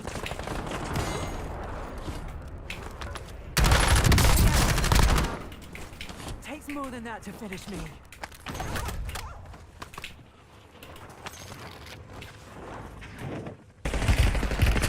Shot. I've been hurt Enemy once. counter UAV inbound. That was terribly played. I thought we were at the corner, not behind it though. See, now I was supposed to be strafing inside cover there from that guy. Did you ever play Escape from Tarkov? Nah, never. I saw some videos on it. I thought it looked cool, but I think it might be a bit too full on for me. I think I have to like really be grinding it non-stop.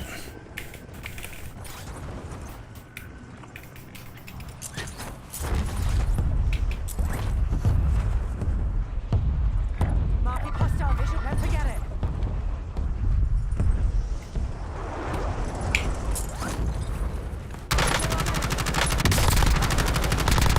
Got them. I'm hit.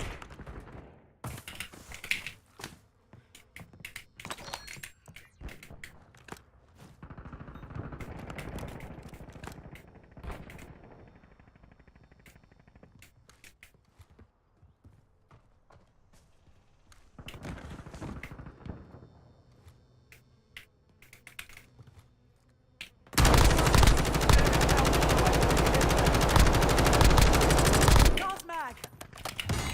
Died before they heard the shot. This guy's probably going to be looking at us. Didn't see anything.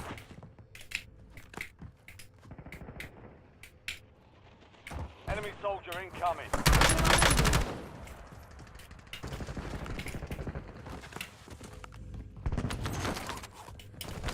Reloading.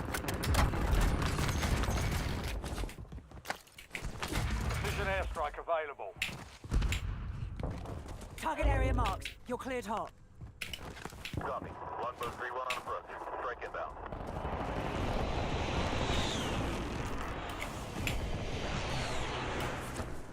Go in. Go again.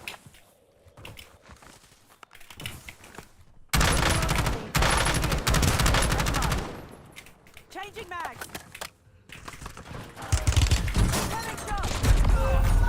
Just trying to prone, it didn't prone.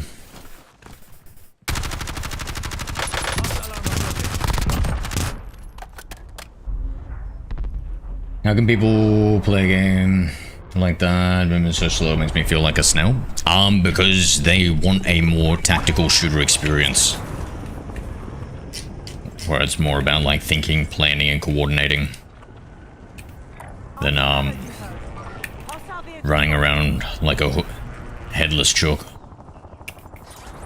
Visual on enemy.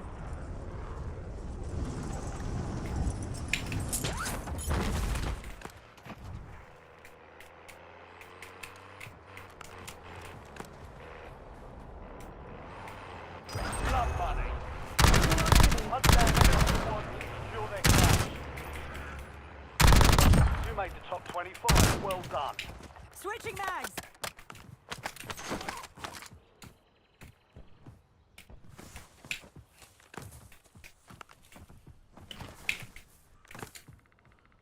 Don't know if I just heard something there.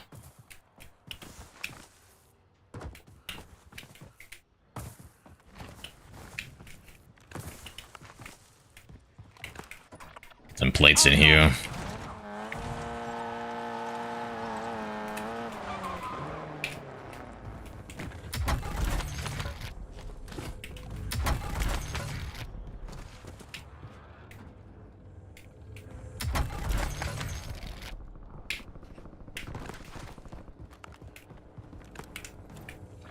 I'll drive.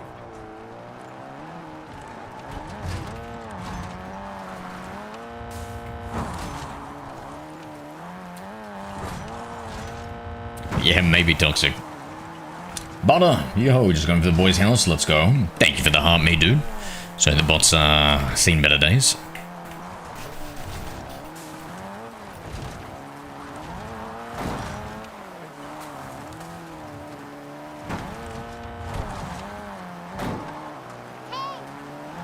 It didn't seem to be connecting to the TikTok.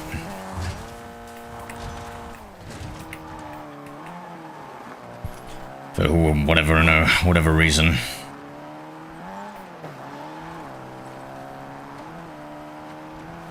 I reckon for how little damage the car's taken, why is it smoking so much? Like, look at this.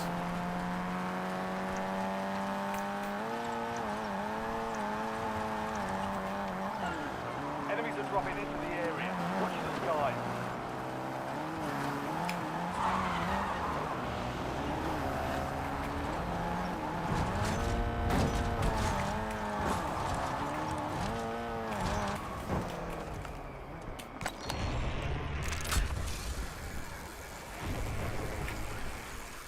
Probably should have bought an advanced UAV.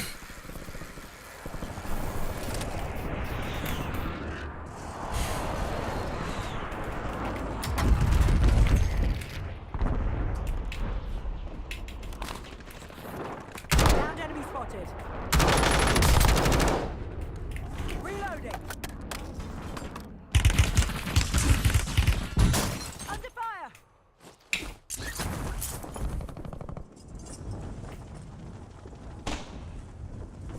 Waypoint marked. Who the fuck was this? Don't let the enemy complete their objective.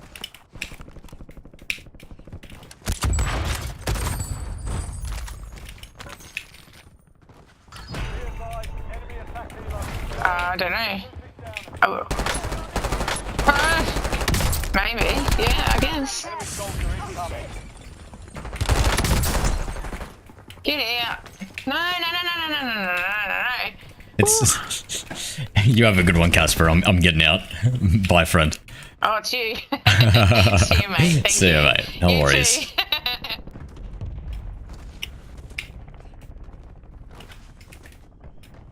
I'm glad I looked at the name of who was speaking.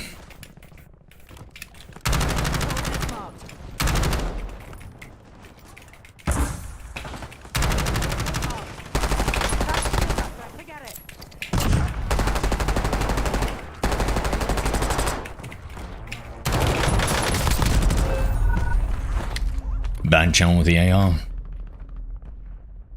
I just ate a Cinnabon. Yum. Haven't had one of those in a while.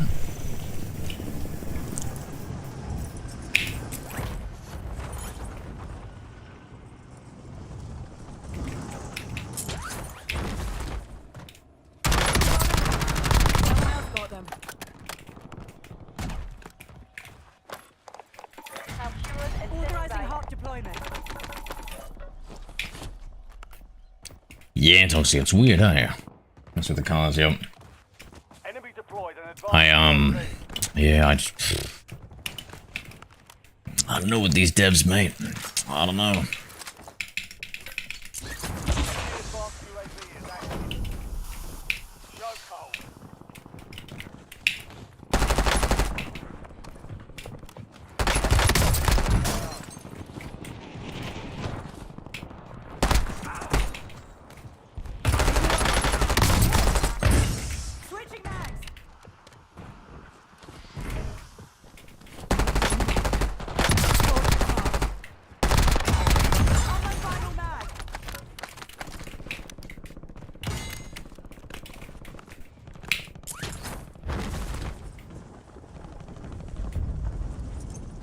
In the ground floor. Actually, I felt like he was middle floor there, right?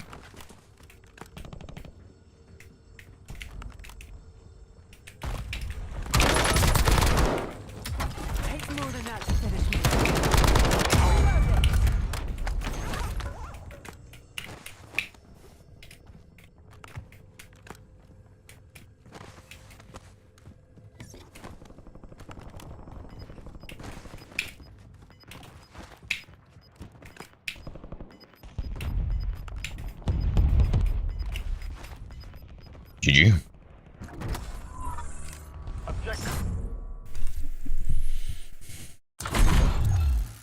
Now that was sexy. Oh man, I think I've got short-term memory loss. I don't even remember what happened, Toxic.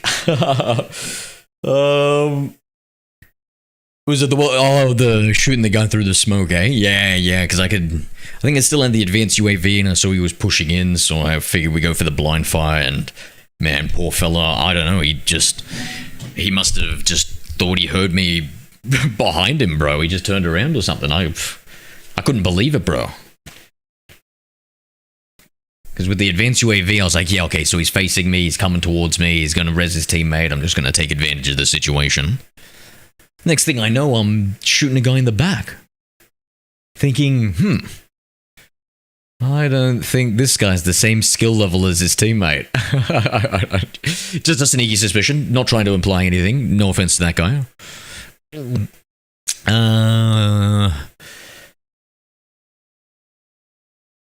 send him back to his mama's crib. I don't know about that one, but fucking... Next time he needs to shit, he definitely has options, mate. Okay, let me think. Should I jump off, grab some food? I think my food is ready. Let me... Yeah, I think maybe it's a good... do I want to play after this? You know what, let me grab the food, and I'll be right back. Beta early access ends in 1 day, 6 hours.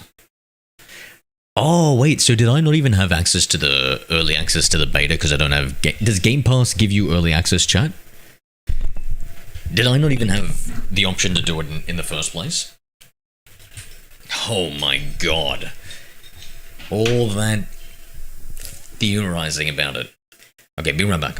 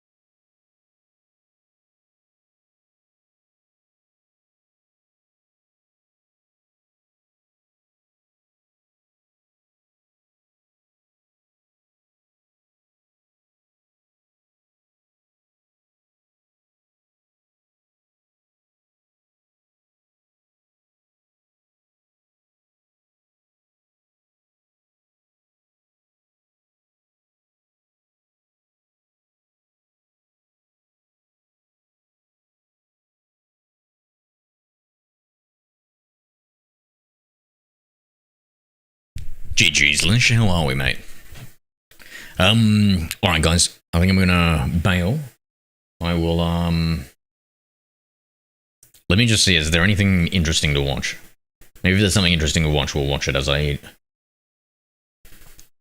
Oh, damn, I want to see this, actually. A video about the upcoming third-person MMO looter shooter that went by the name Project LL. I hate the fact I didn't remember where we were up to. This was a working title, which would be changed at some point in the future as the game got closer to release. And it looks like that time has come. Well, with hundreds. I mean, it's not impossible, but Multiplayer space is now 7 to 8 square. Press X to doubt here. I don't think that's possible without it running like total. I have not seen a third-person shooter. The shooting is the big part of it. Like when you have like tab target MMOs, you can have more players on screen because the latency compensation and stuff isn't as noticeable. When you have a shooter and you have to deal with hit registration and things that are needing to impact the minute that someone pulls the trigger.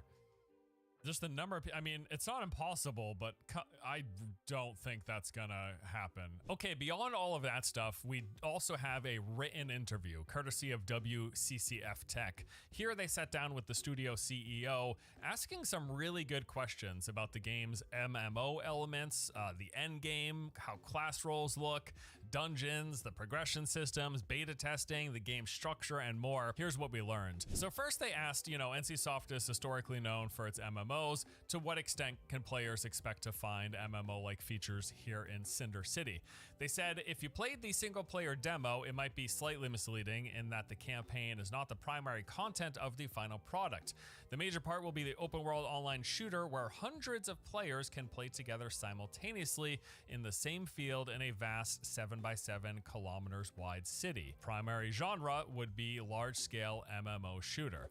So again, they're calling this a large-scale MMO shooter with hundreds of players within this confined play space. What are we exactly doing? The next thing they asked about it was like, is there going to be endgame here in Cinder City? To which the response was, as for the endgame, it will revolve around PvE content like boss fights, as you've glimpsed in the Gamescom 2025 opening night live trailer, that's the gameplay trailer that we saw, where tens of players surrounded a gigantic mech boss. A variety of boss fights will be provided as the endgame content.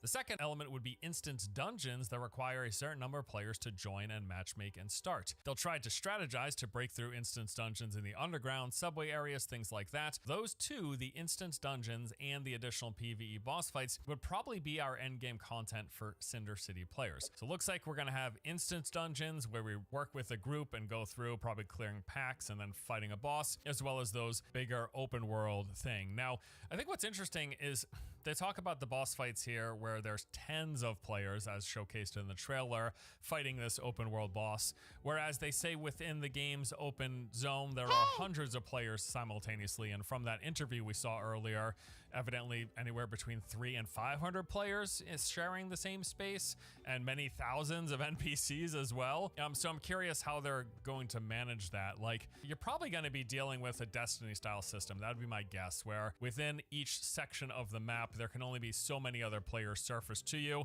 If you're in a group, you'll see your group mates. If you're solo, you're going to get randomly kind of placed in instances with other players, and they might phase in and out of your instance depending on various circumstances. That'd be my guess anyway. They then asked if the instance dungeons will be more challenging than the open world boss fights. The reply here, it wouldn't be tiered into different levels of difficulty. It's more about these bosses' differences, patterns, gimmicks, or characteristics. It's not that the instance dungeon bosses would necessarily be stronger than the open world bosses. Our aim when building bosses is that you have to strategize and outmaneuver them with tactics and different builds rather than just fire against some stationary bullet sponge bosses. So we are aiming to provide boss fights with a variety of patterns. So that just sounds like there'll be basically like different area of effects and attacks that are going to be telegraphed that you have to pay attention and avoid. Take damage, die, you know, it's gonna be like basically just don't stand in the fire in addition to shooting the boss, but maybe some more interesting mechanics in addition. I mean, there's definitely things that you can do like pattern matching, getting buffs to absorb debuffs, the line of sighting certain attacks. Like there are things that you can do besides shoot the bullet sponge and don't stand in the fire. There's definitely things you can do. Plenty of games you can look at. As for whether or not there's going to be the MMO like holy trinity of tank, DPS, and support, the response was, we do have different roles for the characters you get to play as, but it's not like the traditional designated MMO roles, like you mentioned, the tank, healer, and DPS characters. It's rather about specific tactical weapons or skills that they are equipped with. We're trying to diverge from the traditional MMORPG formula because it could have bound us to those conventional mechanics. So it is more about different skills that characters have, which is more in line with other shooters. Yeah, it kind of does sound like that, eh, Toxic? For example, if an enemy sends out a lot of projectiles towards you, you might counter that with a skill that hijacks them and diverts them to protect yourself and your allies, or you might turn on a barrier-like shield dome to safeguard those inside. We did see some examples of how that dome works and a little bit of that gameplay footage as well. There will be a variety of skills of this kind, more in line with the shooter genre.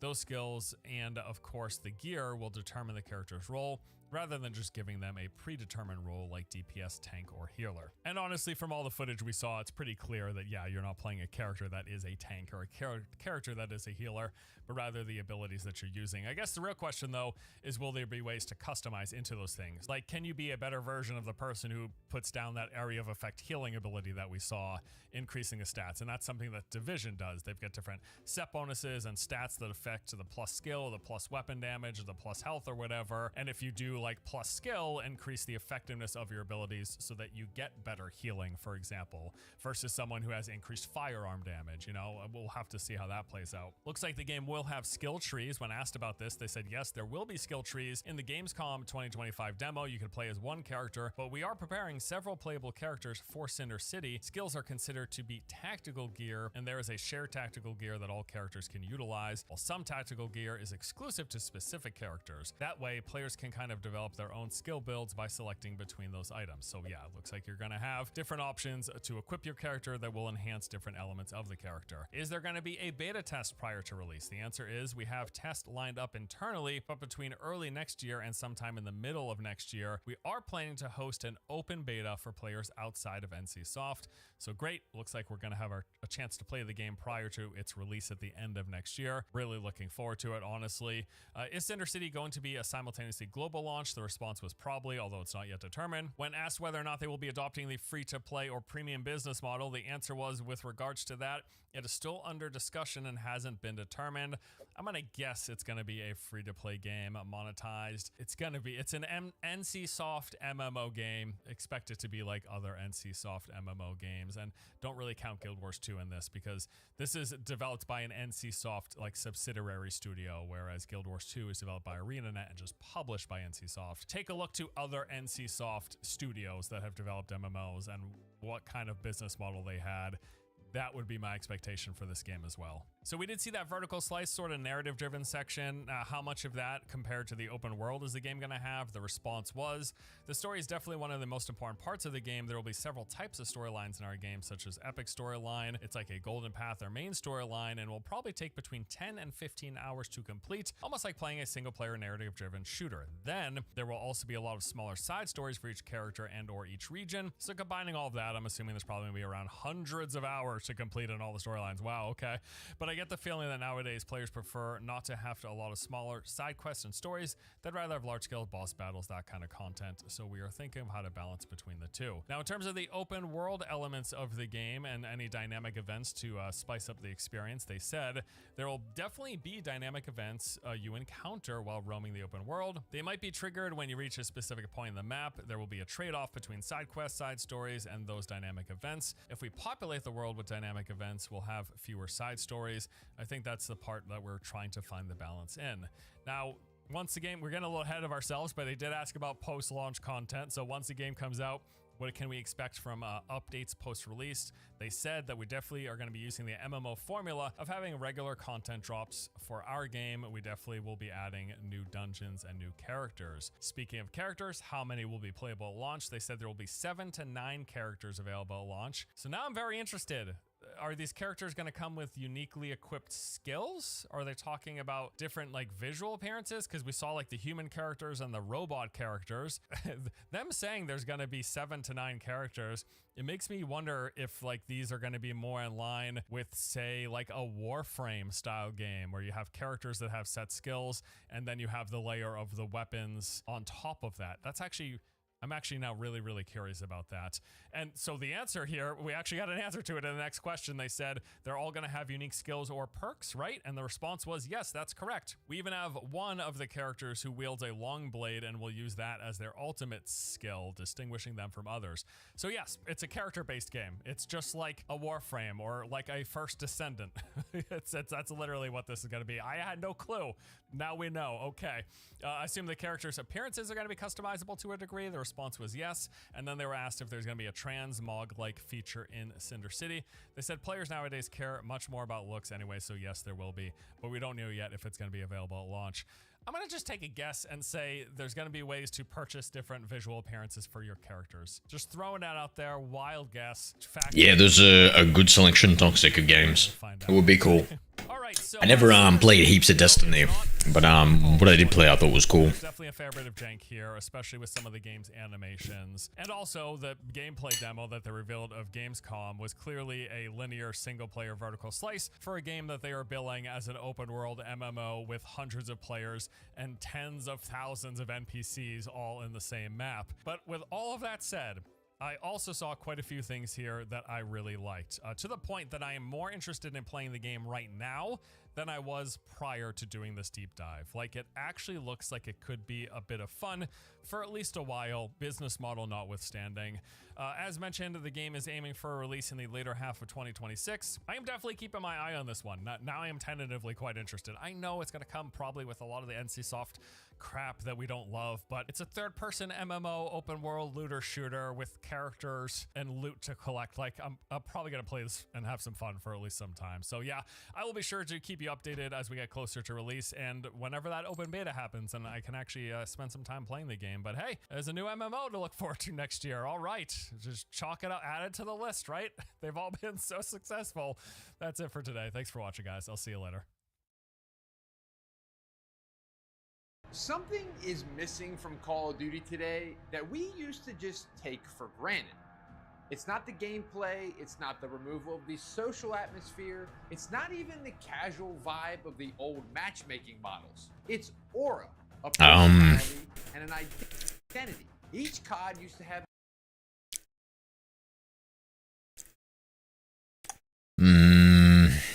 Do we watch another video? I got dessert now, so I can. Okay, I'm a little bit interested in this. Welcome back. Today we got a special early look at Blue Protocol. I think I'd seen a bit of this. This is an upcoming MMORPG officially releasing to the West later this year. The game combines many traditional MMO features. You got open zones, there's group content with dungeons, various boss fights and raids, along with plenty of side activities, social events, and areas to explore, all with this Japanese anime styling and plenty of anime story in it to boot. Now for the upcoming release, they held a special preview event and have sponsored today's video. If you are interested in anything that you see. Oh my god, please tell me I'm playing like something like Sword Art Online, but the game of it. Certainly far from anywhere near finishing the game, not even close, but it did give me a nice introduction to many of the game's various systems, features, content, and activities, and that is what we're going to be taking a look at here today. So let's jump in and check out Blue Protocol Star Resonance. It all starts, of course, with character creation. You get to pick how you look. There's tons of different customization options. Oh, I like this. I like how it's got like different, pre-made manga scenes. For all of the usual stuff, you got your face, your body proportions, your hair, and the various coloring of everything in between. They've also got a few presets. You can kind of pick one of these as where you're going to start, and then further tailor things from there however you like. Now, after deciding how you want your character to look, it's time to pick a class, and there's actually quite a few options here. The game has a fair lot of choices. These are broken up into 3 separate categories. It's essentially the Holy Trinity. They refer to them as guard, support, and attack. In other words, this is your tank, your healers, and your damage dealers. So for attack, there is the Marksman, the Frost Mage, the Wind Knight, and the Storm Blade. Support has Verdant Oracle, as well as the Soul Musician. And then for guard, they've got the Heavy Guardian and the Shield Knight. Now, I went with the last option there, picking the Shield Knight, as to my eye. It basically looked like a paladin theming character, which is something I personally like playing as, and then I was off. Me and my character jumped into the game, and things begin with you waking up inside of your bedroom located in the heart of the game's major city. This acts as the central hub. It is a densely populated area. There are loads of vendors and NPCs for questing, professions, and many of the game's various numerous activities. You're going to regularly be coming back to this town throughout all of your time with the game, not only for quests, but also for just the various things you want to do. So you wake up to immediately be tasked with assisting some friends with a problem that they're having. Big surprise. You're going to be spending then the next handful of hours progressing through the main story quest, meeting all sorts of new characters and unraveling mysteries, while also in the process being introduced to the game's many different systems and content types while being sent out into these open, explorable spaces. Now, beyond its visuals, the game takes heavy inspiration from anime in its storytelling as well. You've got a lot of cutscenes with all these over-the-top moments, crazy, dramatic boss battles, and loads of dialogue between characters. Even during one-off side missions, there's a lot of back and forth between you and the NPCs you're speaking with. In fact, I think for like the first 3 or 4 hours, it almost felt like playing a single-player anime story-driven game, more so than it being an MMO. Although I love that. Changed after completing the main story quest of the first region. Damn, I love that. Really opened up. And I kind of felt like I had more free roam to just do all the different types of contents. But yeah, there's a lot of anime storytelling here. If you're into that, there's certainly plenty on offer. But again, it is an MMO as well, and with that comes a rather large assortment of content types and things to do. So I think the combination of both is sick. Starting with like the game's structure. So this is what I would refer to as an open zone game. You've got multiple large zones to explore, and each of those individual zones are open. There's a lot of verticality and depth to the space, but there are loading screens as you move from one zone to the next. So you got your big major town, that's all open, and then you're going to load into the first adjacent zone. Then you've got that big adjacent zone, which is all open, with several exits leading directly to other zones adjacent to that one that have a loading screen before you're back in an open space. Now, the large capital city, this is again a very big space. It's got all your major vendors and NPCs for the questing, the profession, as well as queuing up for the various types of activities. And then connected to that main city, the first zone is Asteria Plains, and then off of Asteria Plains, you've got Windhowl Canyon, Everfall Forest, Dust Eye Woods, and then located off to the side, somewhere like in the ocean, is the Skimmer's Lair. Now, in addition to the main story quest, there's also a whole bunch of side stories, guide stories, world stories, region stories, and event quests, along with the slew of content types and various objectives and tasks that you have. All of this takes you throughout the open zones. So you're going out there to go through the main story quest, and in the process, you might come across some side content activities or just fight some NPCs that are out there populating the space. But then also, all of these different types of content are located at particular spots. But before we jump into the content types, I want to reiterate here, like, these zones have a whole lot of verticality. There's a lot of height and depth to these areas, and to go along with that, the game actually has quite a lot of different traversal options for navigating the space. So you don't just have a single jump, you don't just have a double jump, you can actually do 5 simultaneous jumps, one after the other. Then in addition to that, you've got the ability to dash, you can run up walls, you can also hang from the walls just by stopping mid-run, you've got the ability to hover mid-air, and the game has a gliding slash flying mechanic. It's mostly gliding, but there are various updrafts and wind tunnels that essentially have you given the ability to fly across the map, or at the very least, you can take an updraft really high and then glide your way down using some momentum to get to pretty much wherever you want. But then also, they've got like this sprinting, jumping mini game at one point as you're going through the progression. You eventually unlock this, and the way it works is like once you land, there is a bar that fills up, and if you time it properly, this is going to propel you up and forward, giving you momentum. And then when you land again, there is another bar, and again, you time it properly. This is so good. So it's got some movement again, and you're going to go flying, and you're going to options and skills. Leap forward. It's a really interesting way to handle traversal rather than just like having a walking speed and then a flat sprinting speed. Yeah, it looks like fun. A sprinting slash jumping mini game. Once you unlock it, you're constantly engaging with it. You're never just doing the normal sprint. Like, there is a walk speed and a sprint speed, but eventually once you unlock this mini game, the whole time you're moving, you're doing this mini game of trying to time the bar and jumping forward, because it just makes you so much faster. There are also mounts in the game. Now, I only had access to the starter mount, but presumably some of these mounts will be much faster maybe than the sprinting jumping mini game, and eventually you'll just use those. And then to go along with all of these different, like, because again, you've got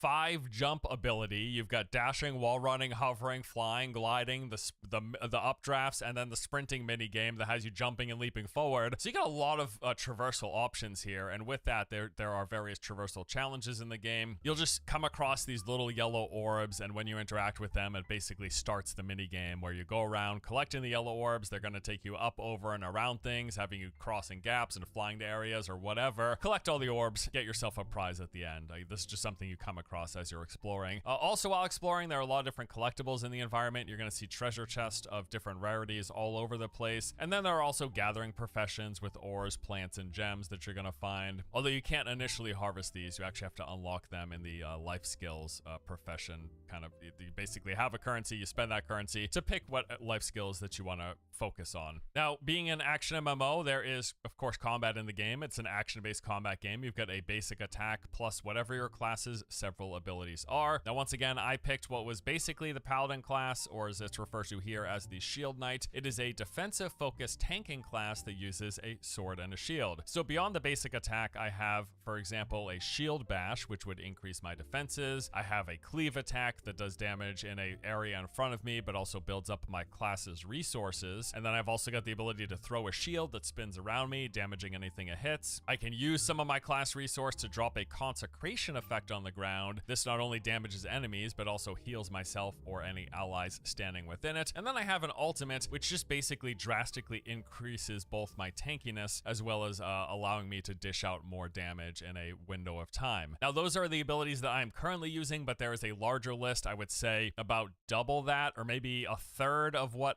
I'm actively using of other potential abilities that I could also be using. You just only have so many slots that you can fill, so you pick the abilities that you want, and then all of that stuff can be further leveled and enhanced, but we'll get to that in progression. Now, beyond your basic attack and your class abilities, you also have the ability to call forth the spirit of creatures that you've captured, basically, with each of them having their own unique attacks and abilities. There's a large roster of these potential collectible creatures.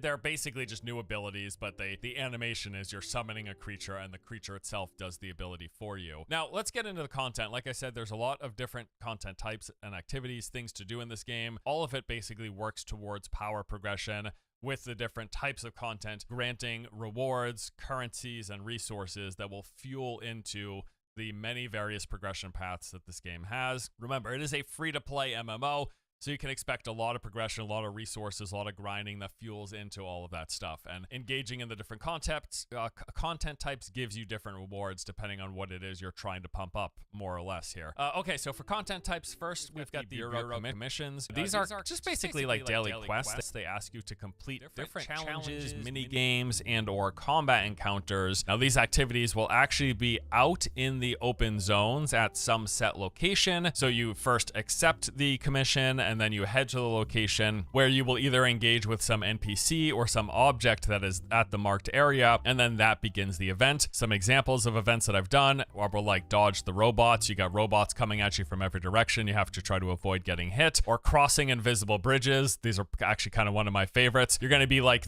you're going to be up in the sky. There will be a path in front of you, but you will only see certain blocks, and then periodically the entire bridge will light up where you can see how it actually, where it actually is, and then it will go invisible again, and you'll have to remember where those tiles were so you don't fall to the ground. And then there's also just like basic combat encounters where it's going to ask you to fight off waves of enemies and then defeat a boss at an end.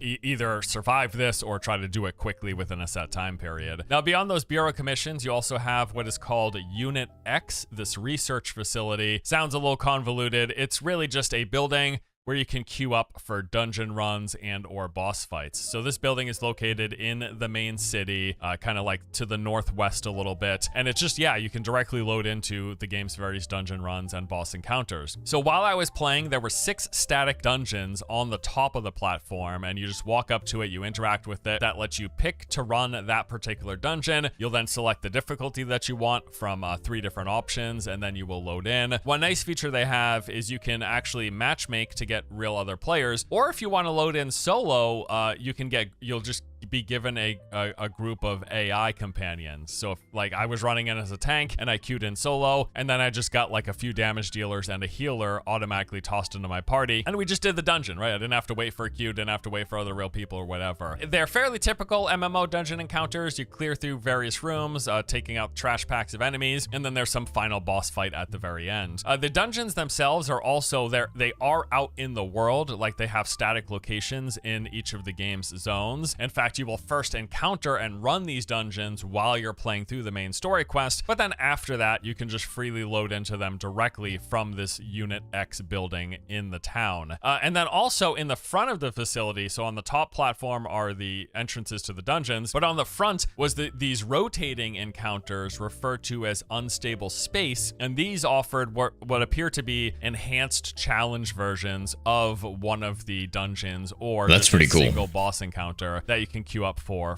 some bonus extra rewards. Then they've got what they refer to as Stimmin Vaults. This is basically a tower climb challenge. There are both solo and group variants here. This consists of 60 separate floors of ever increasingly difficult encounters. The floors unlock as each season progresses, so I think it's by the week. The first first 2 weeks there's like 20 floors available, and then it goes up to the 40 and the 60. So you go through, you clear a floor before the timer expires, and then you're able to progress into the next one. And again, this can be done solo or in a group. They've also got open world hunts with a few different variants here. So there are elite hunts and then boss hunt challenges, and these are basically exactly what you think they would be. You've got this large roster of both elite enemies and bosses that are just out in the world. They're just located in the zones, right? So you track the one that you want the reward for, you go out to the location where it's marked, you find and eliminate it, and then you collect the reward that you were after. So I was able to go out pretty easily and take the elites down. They seemed pretty clearly soloable. The bosses were not, at least for my character and or my power level. Now maybe this is something that if you have one of the damage focused characters and you happen to be highly geared or even over geared, maybe you could take out these bosses solo, but I had no chance. I just wasn't dealing enough damage. I actually could tank a lot of the boss's damage, but it would, I mean, maybe I could have done it, but it would have taken like 60 minutes for me to work down the boss's health. I was just nowhere close to having enough damage to deal with this boss. So it's probably something that particular classes or once you reach a certain gear level you can do. But in my experience, in the time that I played, I couldn't even take out the first boss that was on the list. It's just putting out that out there. And then they also have full-on world bosses. From what I can tell, these are very large and absolutely require a group. From what I saw, they have the recommended number of players to tackle this challenge at 20 people. So really curious to see these. I don't think this was an option in the playtest though, because I just didn't see a lot of people at all. I went to the boss location and I was like, there's nobody else here, so this is just definitely absolutely not going to happen. They've got class trials, which I thought were really cool. Essentially, these are aimed at letting you practice your class's role and mechanics in the PvE setting, giving you a particular task to complete within this arena, and there's one for each of the 3 roles. So for strength, guardian, and support, which again, that's just damage, tank, and healing, and there are 30 different levels to each path. So for example, again, I was playing as the guardian or the tank role, so I would load into the arena and then I'd be asked to either draw aggro away from my teammates, or to survive huge boss attacks without my health dropping below a certain level, or to drag mobs into my allies' damage dealing abilities, or to face huge boss cone attacks away from the rest of my team. Basically, it's like teaching you the mechanics of the role in these group contents. And again, that's brilliant for the damage dealers, the tanks, and the healers. 30 levels. Pretty cool stuff. They've got the life skills in this game as well. Gathering and crafting professions. Tons for pretty much all of what you expect. Go out there, harvest resources, use those resources to make various gear and items and weapons and all of that. Potions. They've got alchemy. They also have fishing in the game. You'll come across various spots, obviously near the water, while you're out in the world, and there'll be like a little actually highlighted area. You go there, you hit the I want to fish icon, and then it's going to have you fishing. You got a % chance to get up all sorts of different rarity fishes, which you'll use for other stuff. They also have a lot of different social events. Like the game literally has a built-in sync to dancing with other people who are nearby button. So there'll be certain areas and certain time periods where there's like a whole bunch of music playing and people can go over there and you can all sync up your dancing. Apparently this is a big cute thing that they do. They put it in a lot of their marketing. Not really for me personally, but if you want to do some like social synchronized dancing with the other people in your party or just on your server, that's a thing in this game, and it's like all over the place. Progression systems. So this is kind of what you're going to expect. There's a lot of different ways to progress through the game. Everything will be collected and or crafted when it comes to gear, and the means of enhancing and powering them up look like this. So you got your equipment, weapons, armor, and various accessories. You've got class skills. So every class has a certain amount available. Like I said, you pick from those the one that you want. Looks pretty polished. Your available hotbar slots. There's also those creatures that you can summon. Those are referred to as battle imagines, and those aid in combat. And for both your equipment, so your gear, your weapons and accessories, as well as your skills, you are able to level and enhance this stuff through several means, making you progressively stronger, requiring various resources and currencies gathered from playing the different types of content. So like I mentioned, all those different types of content that I mentioned, there will be certain ones of those that reward very specific things for upgrading a very specific thing. So like if you want to upgrade your gear, you're going to get the currency to upgrade your gear from doing one of a few different activity types. And that works for all of the progression, for upgrading your gear, for upgrading your class skills. There are also modules, which are just like passive stat boosts that you get, and those can be enhanced. And then you also have a talent tree as part of progression. So it's pretty simple. You level up, you get points, and you spend those points. And it actually comes in the form of a currency. You spend that currency.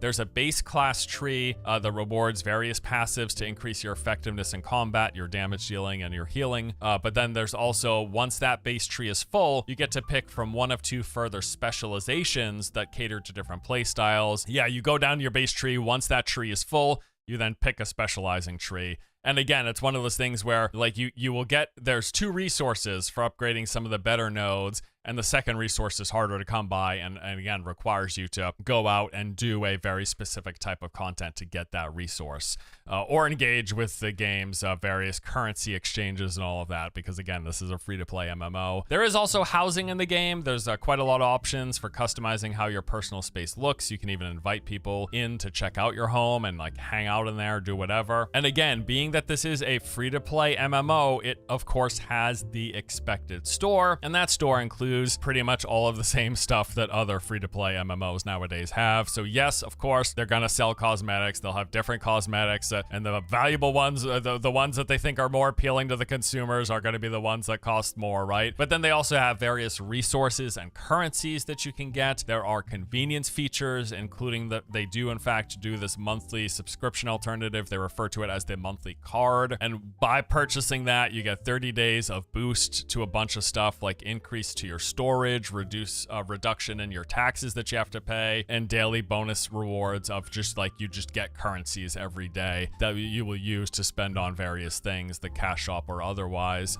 They also, of course, as you probably expect, there is a cosmetic gacha system called the Wish. This has you spending a currency where you roll for a random chance to pull one of X, however many cosmetics are in the particular prize pool. And they do the whole thing where they list out, they're like, here are all the prizes, here's the percent chance to get each of the different kinds. And again, it's a cosmetic gacha. It's exactly what you think it is. Now, I didn't feel the need to engage with any of the stuff while I was playing, but I also only played for 15 hours. I'm sure at some point it would kick in later down the road where like, hey, I probably want that monthly card, right? Like the increased convenience stuff, the increased storage, the reduction in talent, taxes, the daily bonus currencies, all that stuff would be nice if I'm playing on a regular basis. When it comes to these free-to-play games, though, I'm always like, hey, if I'm enjoying it and I'm playing it for a while, I'm happy to spend some money. In fact, typically with games like this, like I'll usually buy the monthly card for while I'm playing, and then by the time the card expires, I'm usually done playing as well. It's just how it happens to work out, right? Now, as for some initial feedback, again, I only played for 15 hours, so